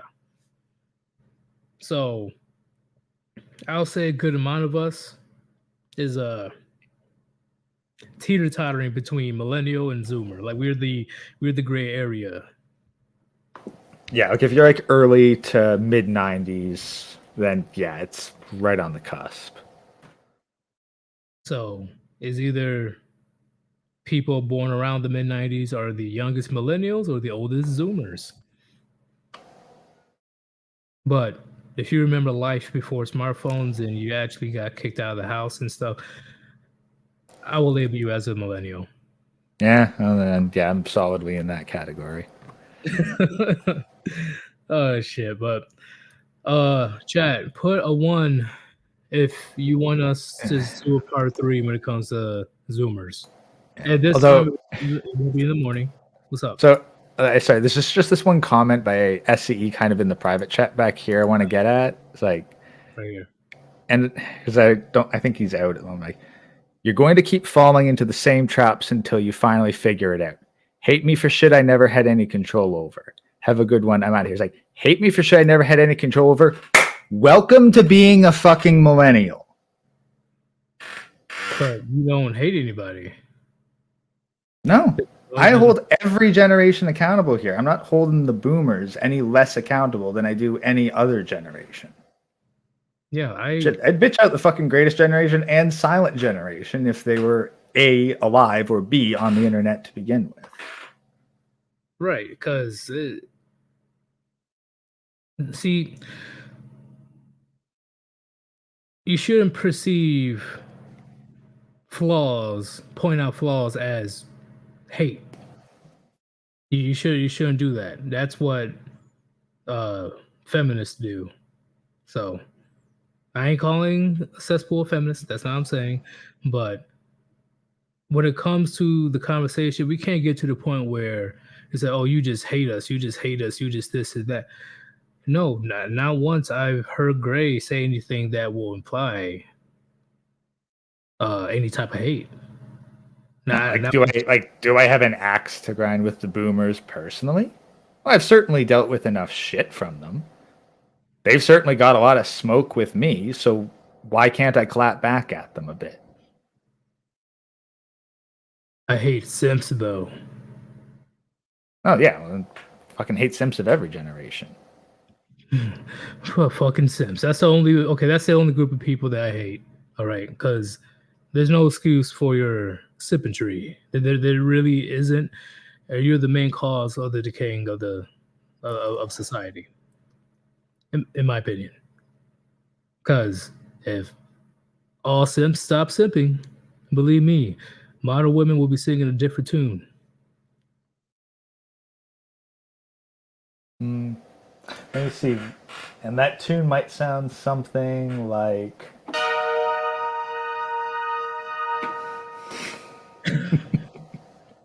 You know what? Your background is pretty fucking dope, not gonna lie. I'm gonna have to put that out there. Oh, but no. In all seriousness, y'all, this is why we had our conversation pointing out millennials' flaws, pointing out millennials' faults. Okay. Yeah. And the thing is, like I keep saying, like, well, the powers that be are turning everyone against one another. For fuck's sake. Like, have some goddamn accountability. Stop saying that everything is the fault of the people up top. Like, I have fucking photo evidence right now that it's not any fucking new news that fucking that the small hats have been fucking. This is not new. This is not brand spanking revolutionary information. This has been known about for decades. It's been out there. It's been public. So saying that, well, no, all the problems now are the same issue. It's not new, but it's not useful. It's not practical. I can't touch these people. I can't deal with these people. They're not going to change. But why should I not be able to call out all the people of the modern era for this bullshit? All the people who can actually make a change today and just choose not to. Like, why am I being criticized for wanting the boomers to fucking pay some shit forward when they've already seen fit to saddle me with all their fucking debts? Why do I have to take that debt on the fucking chin and turn the other cheek while getting insulted the entire time? But I can't even fucking criticize them for the decisions that they've made and continue to make. Why does it then get to be the fucking overlord's powers and not accountable? Because if the boomers can't be held accountable for their shit, then no generation and no one should ever be criticized for anything ever, because it's never their fault. And this is why I believe you and Cesspool needs to get together once again, if he wants to, and actually have that one-on-one conversation on your channel. I believe this will be an amazing, I will call it a debate. I'll call it a debate. I'm sure things won't get too out of control. I'm sure you guys will be able to get your points across without, spazzing out. I'm just trying to get like what he wants me to say or do, because he's sending me information and it's like, okay, yeah, I see it, I get it, but what use is the donors of the Bill and Melinda Gates Foundation to me? What am I supposed to do with that? What am I supposed to do with Saul Alinsky's rules for radicals? Yes, I'm aware they're dividing people. People are still choosing to obey these and follow these. If we're fucking helpless before it, then why is anyone blaming anyone for anything? We're all fucked. Just enjoy the ride and stop trying to fight back. Yeah, because at least in my interpretation of the situation, the only solution is a repeat of 1776. If you guys get what I'm talking about. Yeah. And of course, that's not going to happen until a shit ton of people suffer. Like, you're not going to get any sort of organized resistance, because 1776, keep in mind, the British monarchy did not have 24/7 monitoring of all their citizens, and sending troops there required weeks by ocean. That is true. You literally could not take the 1776 strategy and apply it to the modern day. They kind of future-proof that, because we're not the first people to think of that. They definitely thought about that. Yep. And they created Big Brother, and they have means of transportation to get to us very quickly. But quite frankly, if we can't hold any generation accountable, then we can't hold anyone accountable. Should we be calling out women's bullshit if it's all a planned deconstruction by the powers that be and the leftist think tanks? Because technically that's true. But should we not be criticizing them or trying to hold them to account for their stupid decisions simply because we think they're too fucking stupid to make their own decisions? Yeah, because at least for me, the powers to be are only focused on the overall big picture. There's still accountability on the ground, in person, in your personal life. I don't think the big people, the few small hats up there, cares about what Samantha is doing with Chad and Tyrone at the club. That's just me. The big dogs, they're not really worrying about that small shit. They're just doing the overall big plan, making sure the biggest plan ever is functioning. Okay, there's still personal accountability when it comes to your actions. We can't just say everything. I agree. We can't just say everything is because of the few that's on top. Cause then everybody, like you said, everybody is absolved from responsibility. Nobody's at fault. And throughout none of these generations has it always been a unilateral one-way movement. Personally, I think the problem is Successful hears my criticism of boomers, and he feels it personally. I see. It shouldn't be personal. It should never be. That's why we ripped apart our own generation just now. It should never be personal ever. You were just saying, hey, we're not saying that boomers didn't do anything good. That's not what we're saying. We're saying there's a couple of things you guys did that was very horrible and damaging. That even Cesspool admits that 99% of boomers are out for themselves and fucking over the future generations. He'll admit that. He just doesn't want me criticizing them for it. He wants me criticizing the powers that convince 99% of the boomers to do that shit, as though the boomers didn't do it of their own free will and completely for their own selfish reasons. And that's the thing. If there's no negative... do you think that the millennials would be as opposed as they are? Would actually be trying to fuck with this shit if you gave them 100% positive reinforcement for all their degeneracy?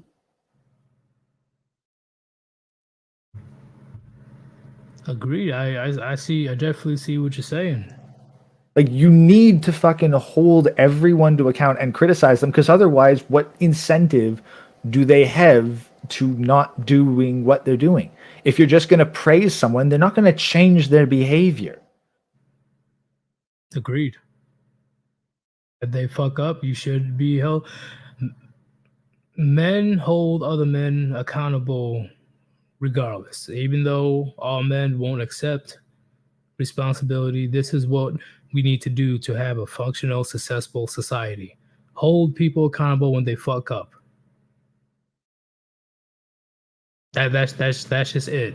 If we just let people run amok and just say, "Oh, it's not your fault. They were just following orders." Yeah. Once again, bad man with a mustache. You know what I'm talking about, Chad. Just following orders became no longer a valid excuse 70 fucking years ago.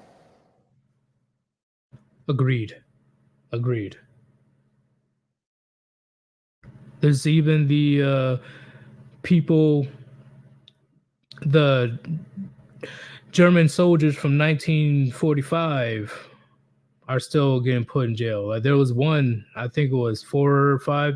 It was not that long ago, but it was a 101-year-old German soldier from 1995. I'm sure you guys know who I'm talking about. Got put in jail for 5 years. Just because somebody is saying, "Hey, I'm in charge, you do this. You do this because I'm the big boy, you're not the big boy."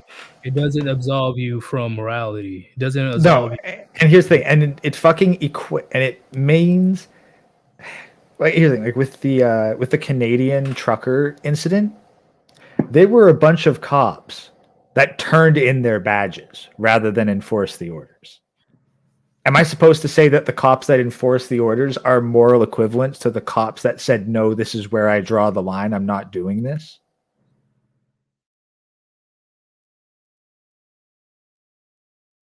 Agreed.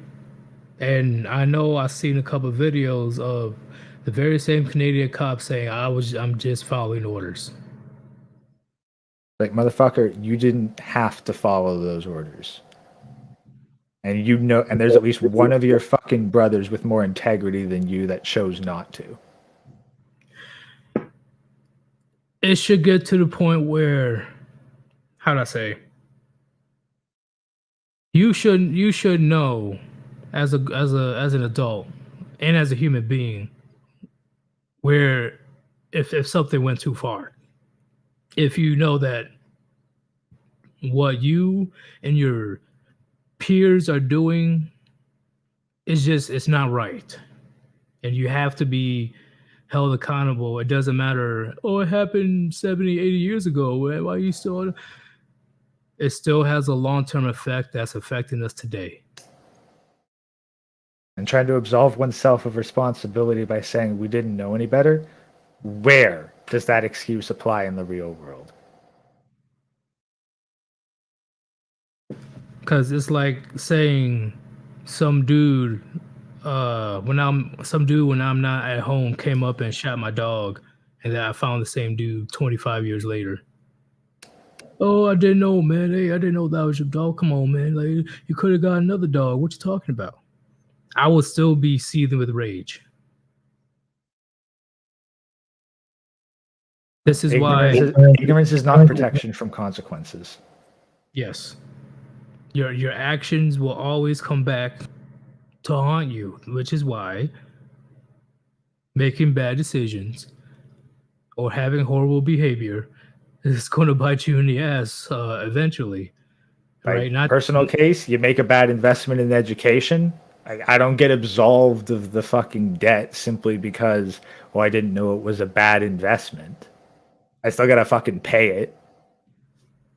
Right. You can't just say, oh, my parents told me to, go to this college because it was a good college. I didn't know it was going to be this expensive, bro. What you mean? Yeah.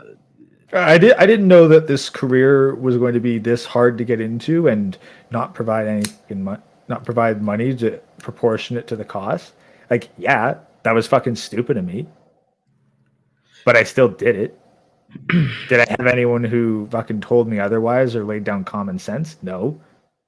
Still my bad. Still my fault. I still have to deal with the issues. Ain't no one else who I fucking listen to writing the check for it. And so all I can do is make sure that if I run into someone else who I see making a similar stupid decision, at the very least, I can warn them so that, like, even if they don't accept it, at least someone fucking warn them. That's more than I've got. Make the same mistake I did. You should go a different route or give them advice or just say, hey, what I did was completely wrong. And don't fucking rack up tens of thousands of dollars of debt for a philosophy degree. That's not a good investment. You're crippling your life right when it's about to start. There will still be philosophy degrees 20, 30 years from now. You got to focus on building yourself up and getting your money early on. This is not a good use of it. You're fucking yourself.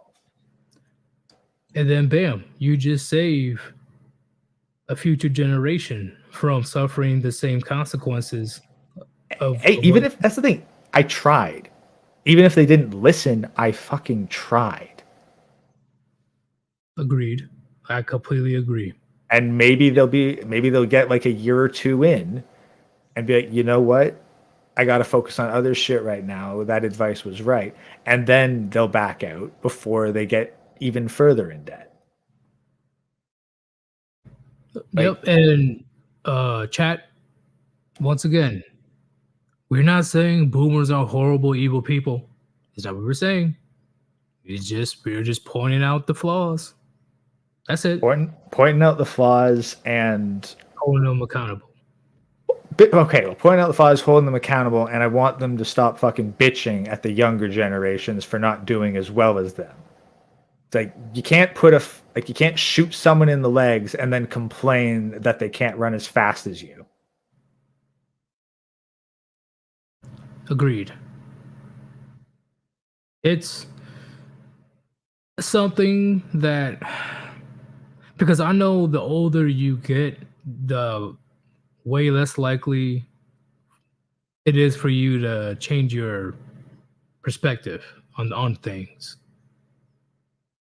because you'll be so set in your ways that it'll be very difficult for somebody to, like, you know what, after all this time, I guess I am wrong, or I guess I was at fault.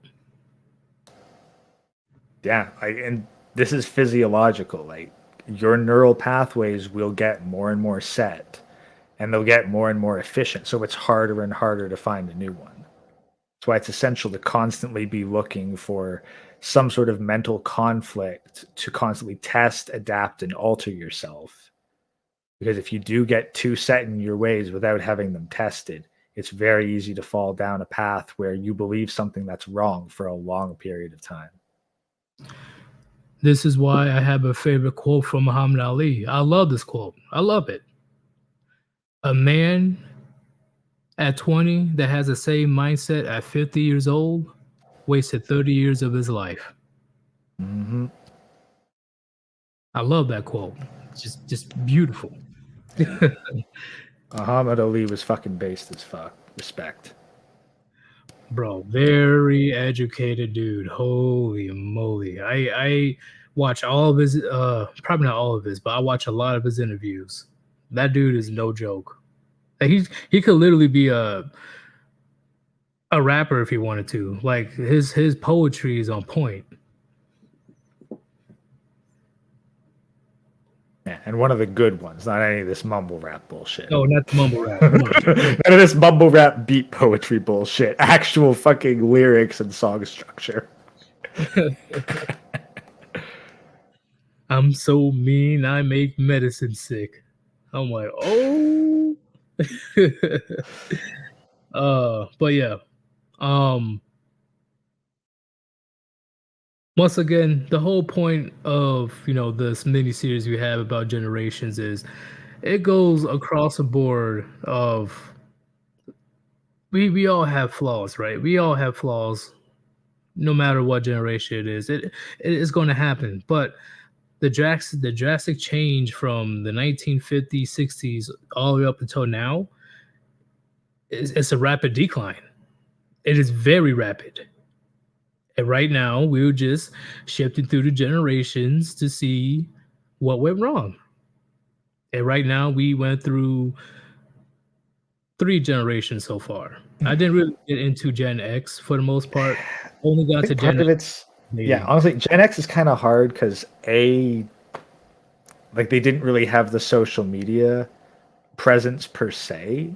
Like they were largely out of it by the time it really kicked off. So there's not a huge archive of information. But they also didn't really have the same economic and social impact that the boomers did because they didn't have the political numbers, nor did they have the financial numbers. Agree. Wait, aren't there a nickname, the Forgotten Generation, something like that? Yeah, that's what I've seen, and it's fairly appropriate. They're the awkward middle child of this current conflict.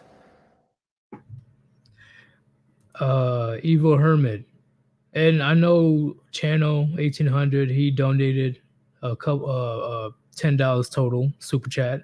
Thank you very much for the donation. Sorry I couldn't read it because I was way into the topic at hand. But Evil Hermit, who would win in the fight, Muhammad Ali or Bruce Lee? Muhammad Ali will murder Bruce Lee. Really? I'd honestly think Bruce Lee personally. Muhammad Ali is too big and fast. But here's where I put down the difference. Bruce Lee uses his legs, which gives him extra range, and we know how much power Bruce Lee's kicks have. True, but Muhammad Ali's footwork. That's the thing. It's an interesting matchup. Very opposed styles. I really think that's like the first one to get a solid hit in has the distinct advantage there. Okay, chat. And be realistic. I'm talking about a real one-on-one fight. Let me know who will win. Give me your opinions. Would Muhammad Ali win or Bruce Lee win in a one-on-one fight? Well, can you make a poll? Yes. Well, it's a lot easier just to see it on the chat. That is true.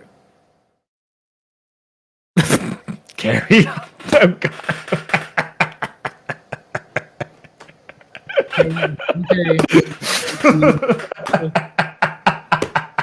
Goddamn Gen Zs. While they're voting, I'll fucking doodle on the keyboard for a second.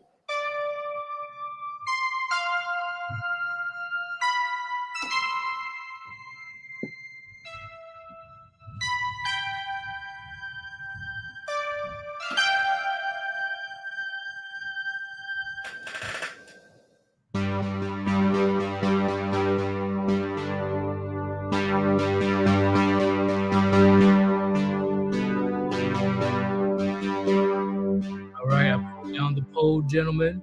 Go ahead and vote, and a couple ladies, because I know I've seen.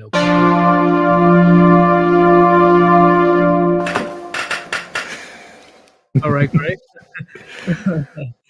But I am actually going to learn how to play the fucking piano. So see, here's the thing. Okay, I will say Muhammad Ali, he can do boxing, and Bruce Lee, he can do his very. I believe. Well, no, Bruce Lee has been deemed as the father of MMA, or he brought it into popularity. But both of them doing that together, you got to look at various aspects, gentlemen. Various aspects, like weight, right? Weight always play a part. Bruce Lee was not that big at all. But at the same time, precision and speed can still damage a big dude. So it'll be an interesting situation. It depends on the environment and depends on what type of rules and all that stuff. But if they can just do their perspective martial arts, I still believe Muhammad Ali has a great chance of winning. Considering that there was an entire season of Baki dedicated to the question of Muhammad Ali's combat style versus martial arts in more or less life or death battles, it's definitely a contentious argument. I don't think it's clear. You're talking about even because in that show it was Muhammad Ali Jr., right? Yeah. So how Baki said that he was willing to take my life, but was he willing to risk his own? Even Mike Tyson said himself not that long ago during the podcast, the reason he believes that Muhammad Ali is the greatest because he's willing to die for the sport. Yeah, no, and that's it was very much Ali Jr.'s character, his character held him back. If he'd had the same conviction as the other Baki fighters, then yes, would have been a different story. Bruce Lee in his prime and Muhammad Ali in his prime, I do honestly, in my opinion, believe Muhammad Ali will win. You guys got to go back and watch Muhammad Ali's videos and see how quick he was for his weight. Yeah, that's the thing. That's where it makes it so interesting, because Bruce Lee knew how to maximize force to make the most out of his size, and Muhammad Ali knew how to maximize his speed despite his weight. So there's such an interesting matchup because they both mastered the extremes of their weakness. He will have to, which I believe Bruce Lee can, he will literally have to hit the vital points, such as, behind the knee or the ribs, or a good kick in the liver. I think that even if he was able to do some damage to Ali's legs with kicks, which again, because Bruce Lee could use kicks, he has the range advantage. But at the same time, Muhammad Ali does have a big ass wingspan. That is true. That's the thing. They're so evenly matched. It's probably a toss up. You could probably put down to the deciding factor being luck. I don't know if you'd get more than a 20% win ratio either way with them. If you want to go Baki rules, Bruce Lee will definitely win, in my opinion. because he can do 100 times more than what a boxer could do, right? And we already seen it in the show. But then again, have we seen Muhammad Ali fight outside of boxing rules? Yeah, I'll say yeah, kind of. I forgot who he fought. The guy was on his back for majority of the time. Damn, what was his name? Muhammad Ali was fighting that guy. He was on his back the majority of the time, and that was a genius move. When it comes to boxing, fighting a boxer, because you can't really punch at the ground without getting kicked in the face.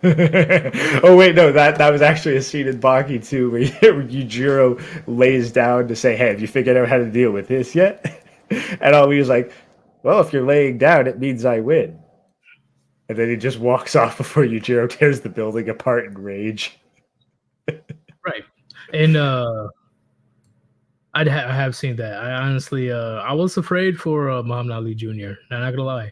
Oh, yeah. No, did you saw he fucking managed to get out the door, down like 30 floors, and across the street before Yujiro got up. The dude fucking booked it as soon as he was out of eyesight. You can't tell me he didn't jump out the window. I think he jumped out the window. It's Baki. Honestly, it's Baki. He wouldn't even be the first. I will immediately jump out the window if I was dealing with that guy. I'd rather fight gravity than Yujiro. Yeah, but MMA fighters always own boxers. That's not always the case. That's not always the case. How you say?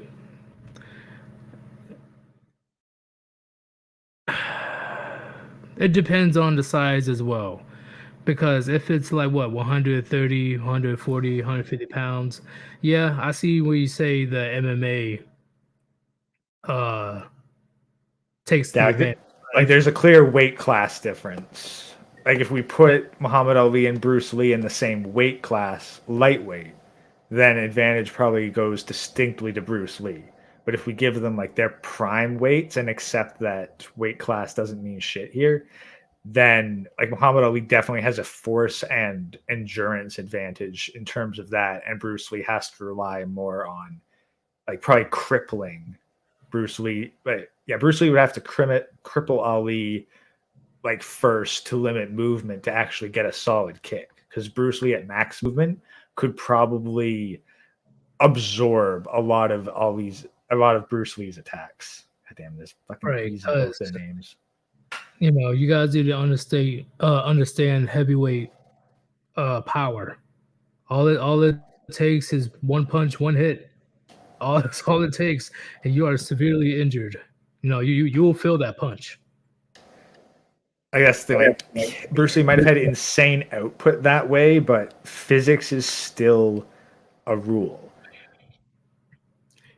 And then imagine trying to dodge a heavyweight's punch with a speed of a lightweight or middleweight. That's a nightmare on its own. If anything, I wonder if Bruce Lee might actually have the stamina advantage in that regard, because he can move more efficiently due to lower mass. I'll say no, because it's not known for Muhammad Ali. I haven't seen Muhammad Ali get gassed out per se. He went all rounds. But Muhammad Ali also like very much had a stamina conservation. So it's such an interesting matchup. Sorry, y'all. This conversation is important to me. We gotta talk about this. Honestly, we'll have a whole fucking stream on it. See, on the ground, right? So let's say, Bruce Lee smacks Muhammad Ali's protein shake out of his hand, and now they're boxing. Now they're fighting. If it goes on the ground, it's crucial if Muhammad Ali is on top. Like, Bruce Lee's fucked if Muhammad Ali is able to get the mount. He is fucked. But if Bruce Lee is able to do his crazy like submission moves and all that stuff and like break his arm or something like that, actually, break him down like that, then Bruce Lee would have the advantage. But Muhammad Ali's size alone, if he's able to mount Bruce Lee automatically loses. Nobody can tell me otherwise. Okay, no, straight up, like if Bruce Lee gets just one solid punch. Sorry. If Ali gets one solid punch on Bruce Lee, then it's decided. But if Bruce Lee gets a solid kick against one of Ali's knees to cripple his movement, then the advantage goes to Bruce Lee. True, but on the ground, that definitely depends. Okay, if one or the other are on the ground, it's over. Like the fight is decided before either one of them goes to ground first. Well, I truly believe Muhammad Ali automatically wins because, in my opinion, if he's able to get on top of Bruce Lee, he is fucked. That's the thing. I don't think that it takes that point. I think Ali can win far faster than getting Bruce Lee on the ground. True. I'm just saying, like, if it got to that point somehow, Yeah, but I'm saying, like, the match is decided before it gets to that point. True. I'm just saying both parties are quick on their feet. Both parties got great stamina. Both parties are highly intelligent in their craft. And both parties have a significant amount of strength. Bingo. And we're like, oh, but Bruce Lee's not that big. See, speed is power when it comes to a fight, gentlemen. I know your weight has a factor, but when it comes to throwing punches and kicks, speed is power. And efficiency is power too. Like if you can exert, say, 200 pounds of force, but you can only do it with 80% efficiency, or sorry, let's say 50% efficiency. Someone who can use 80% efficiency with 150 pounds of force is going to do more effective damage than you. I agree, and I've seen somebody's stuff. Ali will beat Bruce Lee no contest. This ain't a movie. This is real life, guys. But to be fair, to defend Bruce Lee, he's actually an amazing fighter. Bruce Lee had to actually fight people in order to keep his dojo. Like actually fight, not in an arena or shit. People fucking came to his dojo and tried to beat the shit out of him to get him out of the area. He had to fight them off. So, because once again, not that he's not Jackie Chan. People, he can actually fight. Bruce Lee is the father of MMA, right? He probably didn't create it, but he's definitely the one that made it super popular to what it is today. He literally took aspects of various disciplines and made it his own. Like literally, he created his own style of martial arts. And how you see him fight is very similar to what MMA fighters do. You just gotta see the comparison, gentlemen. There was another one. Give me a second. Thank you for the $2 donation, Evil Hermit. Bruce Lee was basically Goku. You're not wrong. You're not wrong. As an eternal student of fighting, yes, I see that. Yeah, like you're not wrong about that, Evil Hermit. Let me see. Most real fights only last a few seconds, but you need to train to have endurance in case your opponent is tough. Agreed. And I believe the fight between Bruce Lee and Muhammad Ali will be, I'll say, around 45 seconds to a minute, unless they take it to the ground. It'll be just, that's the thing. if it gets to the point where one of them's going to the ground, the match was probably decided 5 to 10 seconds before that. Agreed. Because one of them is getting knocked down, or knocked out. Like, it's not going to take a minute for one of them to get a good, solid hit on the other one. And that's going to determine the pace of the rest of the match. Celibate. I'm sure Bruce Lee kept a few tricks up his sleeve he never shared. Agreed. Who doesn't, once again, I'm just saying, who doesn't do that, right? It's like, Sorry, guys, I taught you everything that you know. I taught you everything you know, but I didn't teach you everything that I know. Sorry, guys. Dogs in the background. Chaos has arrived.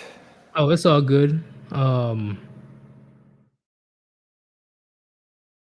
But the biggest thing is Bruce Lee is definitely a good fighter, a great fighter, a great movie star, right? We can't deny his star power. But we're talking about Muhammad Ali here, folks. Let's keep it real. We'll have to dedicate our own stream to this. We've gotten way off topic, and we got to make another stream for Zoomers. But we're pretty much we're done at this point. We're going to be doing a part 3 to conclude. Gray, do you agree with the phrase I just said? Like, that's pretty much how it is with everybody. Yeah, I taught you everything that you know, but I didn't teach you everything that I know.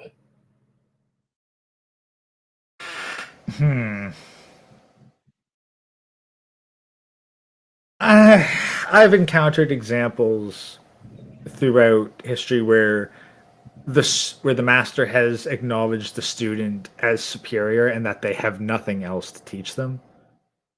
So I don't know if I can completely agree with that, but I'm also not an extensive scholar of martial artists and their teachings. So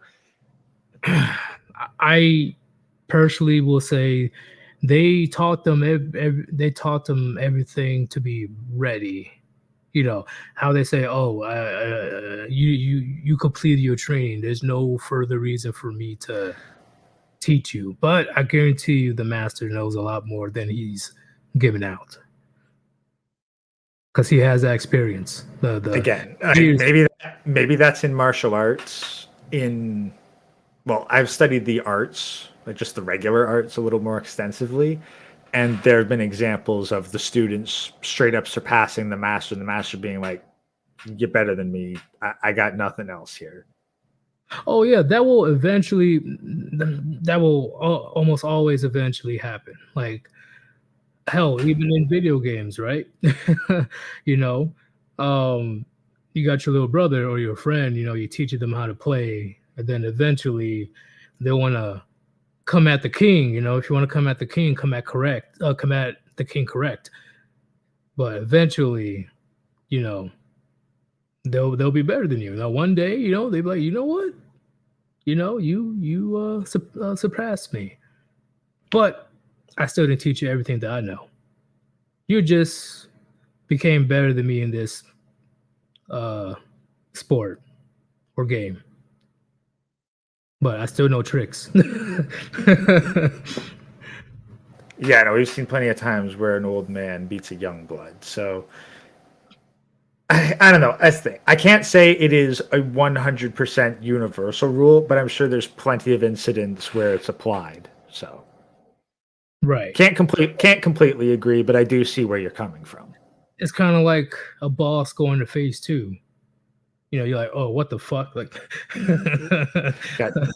God damn it, you got to get your fucking PC shit together so that we can start like getting back into Elden Ring. You don't know how many hours of fucking lore I am not watching because I'm fucking waiting for your PC to get upgraded. I know. I'm fucking up. This pre-built shit I'm never doing again. I am literally going to build it up like Legos. And the only reason I got this is because of the scarcity of the graphics cards. Yeah, I mean, at this point, you may as well buy the pre-built PC just to cannibalize the graphics card from it. At this point, yeah, I completely agree. But do you want to conclude today's talk when it comes to millennials? Yeah, yes. To put the thoughts concisely, broadly, millennials, you either don't know how good you fucking got it, and you're blowing all of this fucking wealth and power that you've been given on pointless clout chasing, or you're getting fucked over, and you're not looking for ways to get yourself unfucked and are instead just complaining. But this isn't school anymore. This is real life. You got to dig yourself out of a hole or go on the fucking grind set to find someone who can help you get out of the hole. But just standing around and bitching is not going to attract those people to you. You have to go hunt for them. I completely agree. I agree. And with that. yes, and the exceptions of the millennials, you guys know who you are. Keep doing what you're doing. And if I can give you a hand, I will. Because I just think that it's better if I do. And before we go, Cesspool, I would bring you on right now, but currently I do have to go soon. You know, gotta run the Saturday errands. Can't even say shit today. And I already know that the conversation is gonna get real. Okay. It says 2 minutes, so we can at least let him say his piece. I don't need to respond to that. So we can just let him get his edge in because I've said plenty. Okay.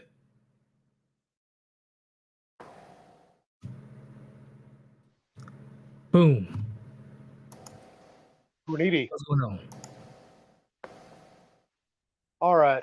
Just so that you know, when you get to the class warfare end of everything, all right, racism, sexism, ageism, these are all issues which are socially engineered in order to create division amongst all of the classes, where this way we're all fighting amongst each other while the bankers take their money to the bank and we basically get screwed fighting over whatever scraps are left. Okay. That's the point that I'm trying to get across, is that, you see, I'm not arguing for the sake of arguing. I'm arguing to educate, because I'm trying to show you the shit that I've learned over a lifetime, which is trying to help you not get into the same trap that I fell into, because I was all pissed off at, the greatest generation and, quite a few of the boomers that I was growing up with. So if you mad at me for shit that I never had any control over, then that's fine. But you see, we all think that racism is bad. That's understandable. Okay. Nobody gets to choose what color that they're born. Nobody gets to choose what time that they were born. Okay. Whatever age that they happen to be born in is whatever age they happen to be born in. They can't control that. And so you're trying to make issues out of something that they never had any control over in the first place. Now you can argue about the economics of it. Well, the economics are controlled by somebody else who, these are the people that, run the corporations. And these corporations are the ones that run the corporations known as government. Well, Cesspool, you said that you're going to be bringing it up on One Fast Stack stream tonight. No, now that I've got it out right now, I don't need to bring it up tonight.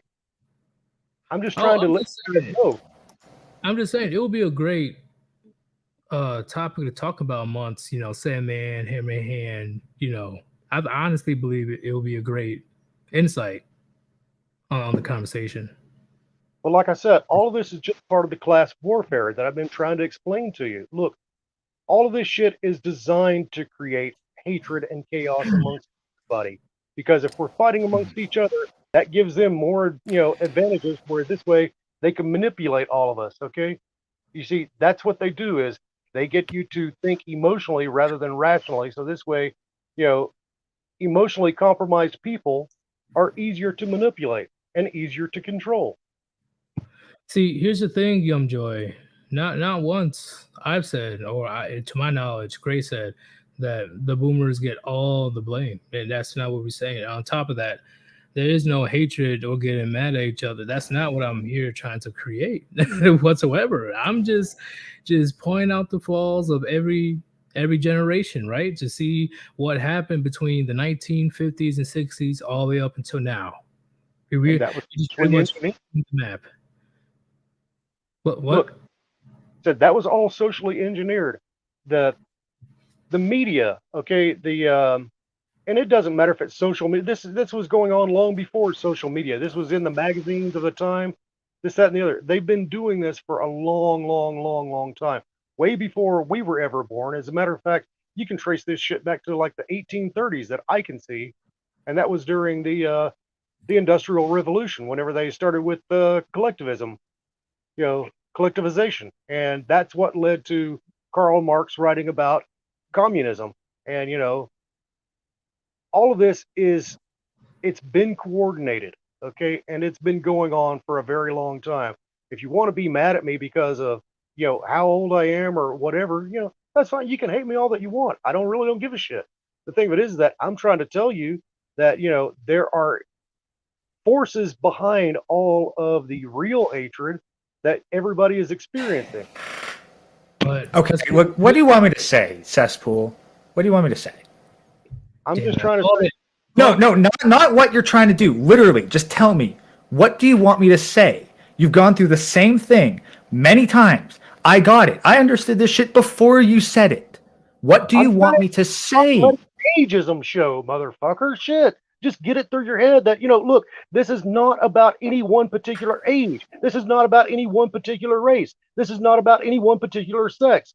Okay? This is all about people manipulating people like you. And you just don't fucking get it. What do I need to say to convince you that I do get it? That's what I'm trying to say is, look, you have been focusing on, I didn't get what I wanted. Okay? That's not jealousy. That's just saying, hey, where's my piece of the motherfucking pie? Well, that's them slowly pulling the noose around everybody. Okay, this is economically pulling the noose, and this is what they've been doing. This is What do you want me to say? Okay. Here's the thing. Here's my one question for you, Cesspool, before we end this. I don't disagree with what you're saying, but at the same time, if that is what you're saying, that it's all by design and all that stuff, it's literally planned out, and so the few people on top can get control of the masses. Are you saying that all generations are alleviated from responsibility, or No, all ages are responsible for their own ages. If you're trying to blame me for the shit that the greatest generation did, then I don't accept that. If you're trying to say that the boomers did all the shit that you are feeling because of whatever voting, the voting is done by the people who pull the puppet strings. Okay, do you think that our actual elections were real or rigged? That's all that I got to ask. And then you think about it for a minute and you just tell me whether you think that the system that we're in is manipulated to where you are just basically a cog in the machine. Okay, I don't think we ever disagree with you with that. I don't think we okay. did. Did you disagree, or I don't think I did. Or you Look, did. I'm trying to get you to understand that eventually you're going to see things my way, and by the time that you actually do get that figured out, I'll be long gone. Oh, I'm I just- know eventually it's going to be a class warfare. That's It's on all its Cesspool, you seem to still think that I don't agree with you. Why? What do I need to say to convince you that I agree with you? Look, the whole thing about blaming the boomers for shit that they never had any control over. Look, they What yes, have I blamed the boomers for that they have not had control over? you're trying to say that you've had built up hatred for boomers and What have I said? What have I criticized the boomers for that they have not had control over? all right, okay, let's start with they're talking about you need to work harder and you need to do more.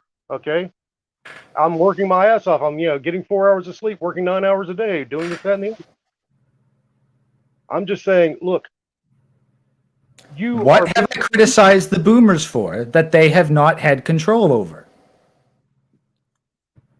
and I was telling you, The biggest thing is when it comes to that aspect cesspool where like yeah, you guys aren't just working hard enough. Your guys aren't just doing. I say it's literally the lack of empathy, that the boomers have for the future of what's going on for the last 10, 15.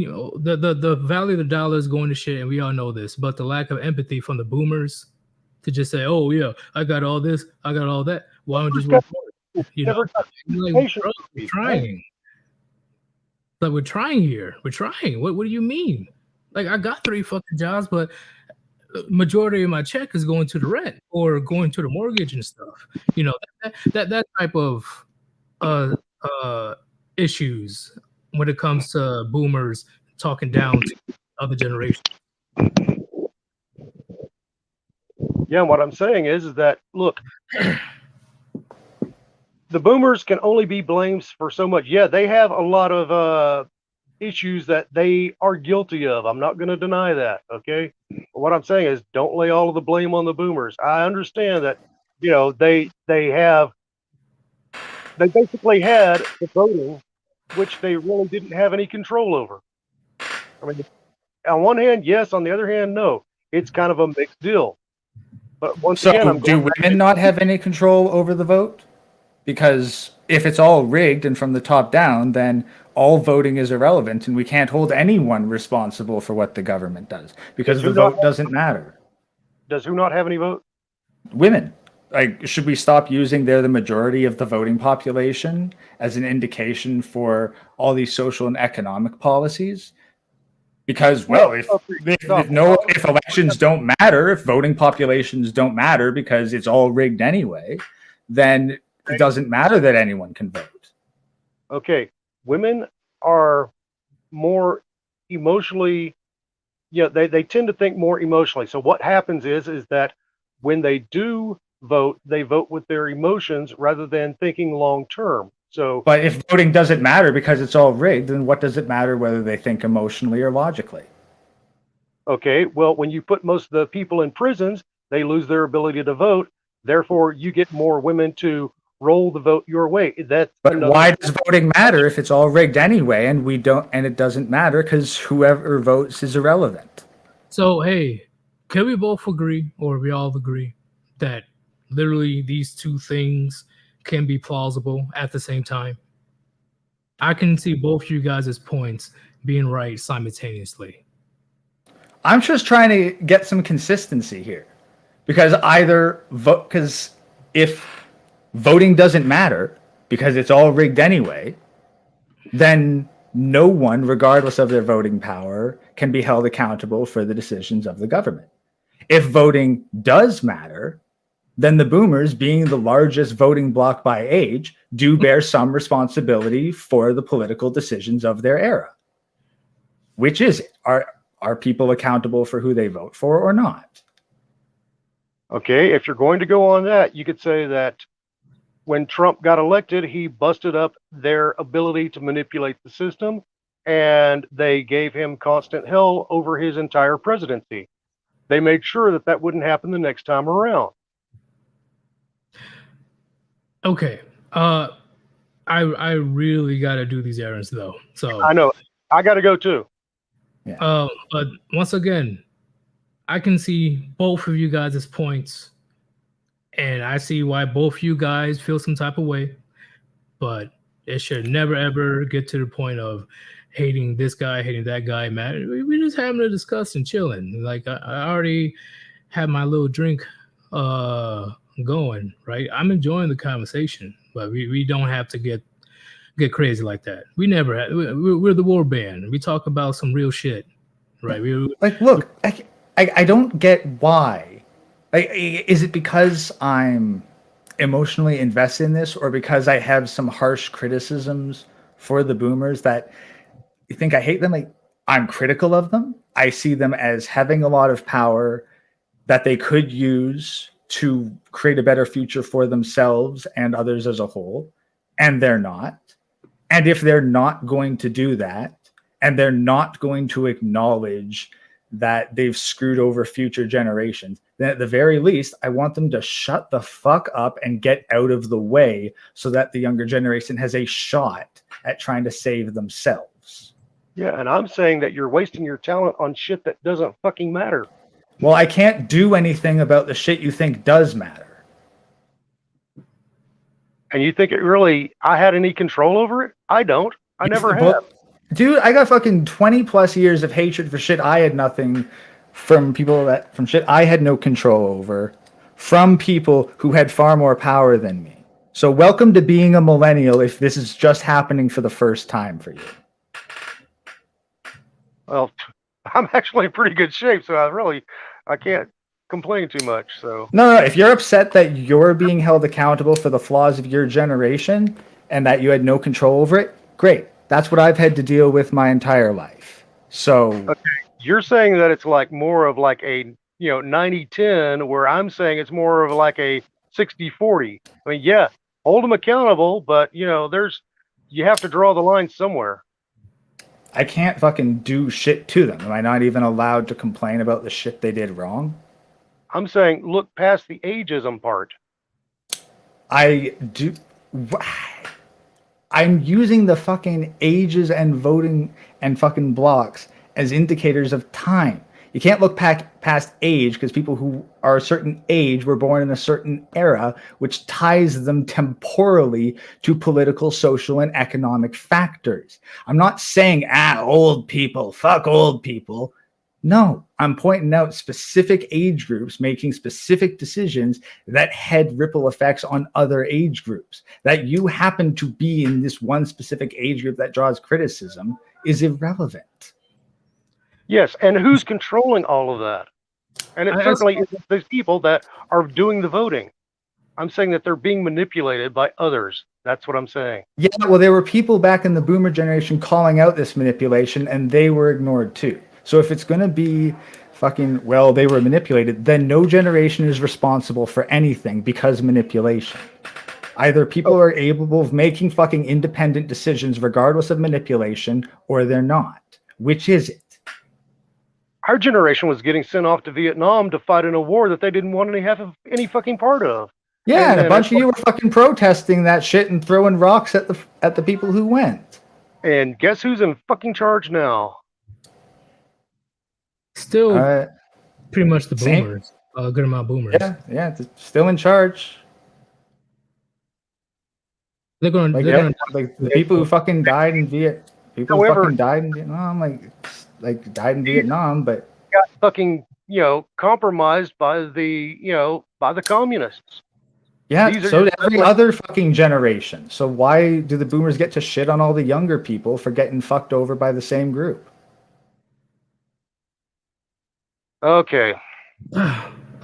Chat, Gen Z and soon to be Gen Alpha, they're fucked. Let's just put that out there. There is no change. They're going into the inevitable right now. Like, they're at the end game, in my opinion, if things don't change. Yeah, like you got sent to Vietnam, but you didn't have your fucking dicks cut off as kids and drugged up on hormone blockers and fucking suppressants. Well, did you? My generation, yeah, fucking Adderall and fucking ADD medication was definitely a major thing for my generation. I managed to dodge it, thankfully. That to you. Huh? I said, I'm sorry that they did that to you. Oh, but the biggest thing, gentlemen, is you both got great points, but I still believe that there's some not inconsistencies, but communication, because you guys are both correct. It's just you guys don't see it as. I'm trying to help him see the bigger picture simultaneously. And that's the thing. I do see the bigger picture, but I don't really see how anything I say can be remotely used effectively in the modern day for anyone. Knowing all this shit, I have no power to alter it. Have no fucking clue how to change it aside from telling people, look, minimize your life, withdraw from feeding the system, and prepare for when all this shit falls apart.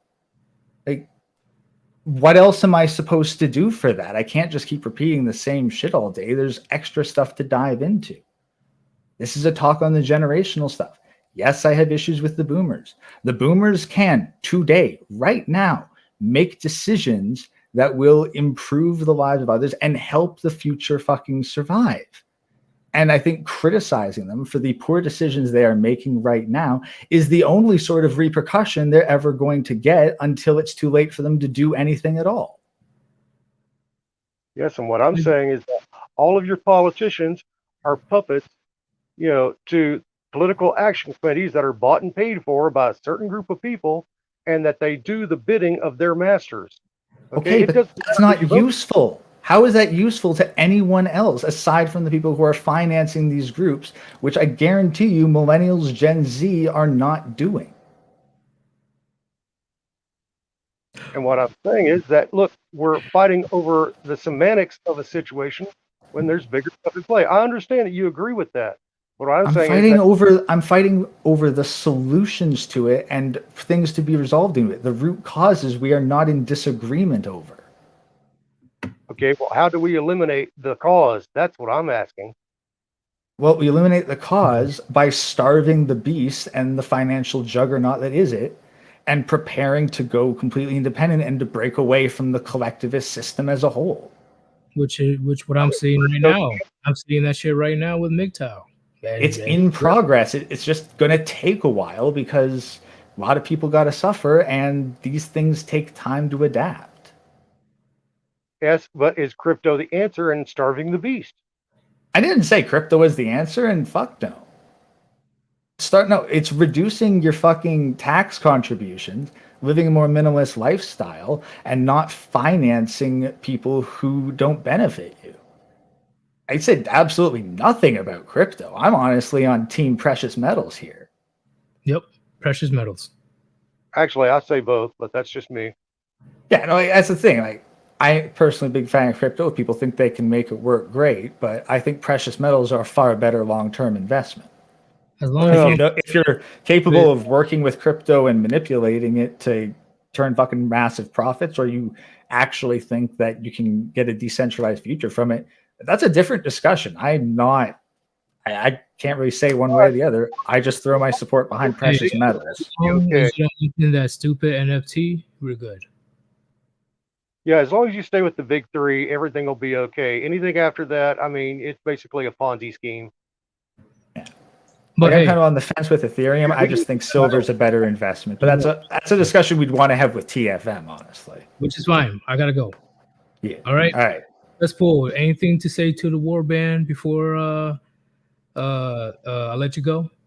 No, it's just that sometimes I think that I'd like to have a conversation in Discord with Gray, so this way, I can find out a little bit more about, what's, what the root causes are, as far as like the whole voting blocking thing. It's like, we don't have time for this conversation right now, but Gray, I'd like to talk to you sometime later if that's all right.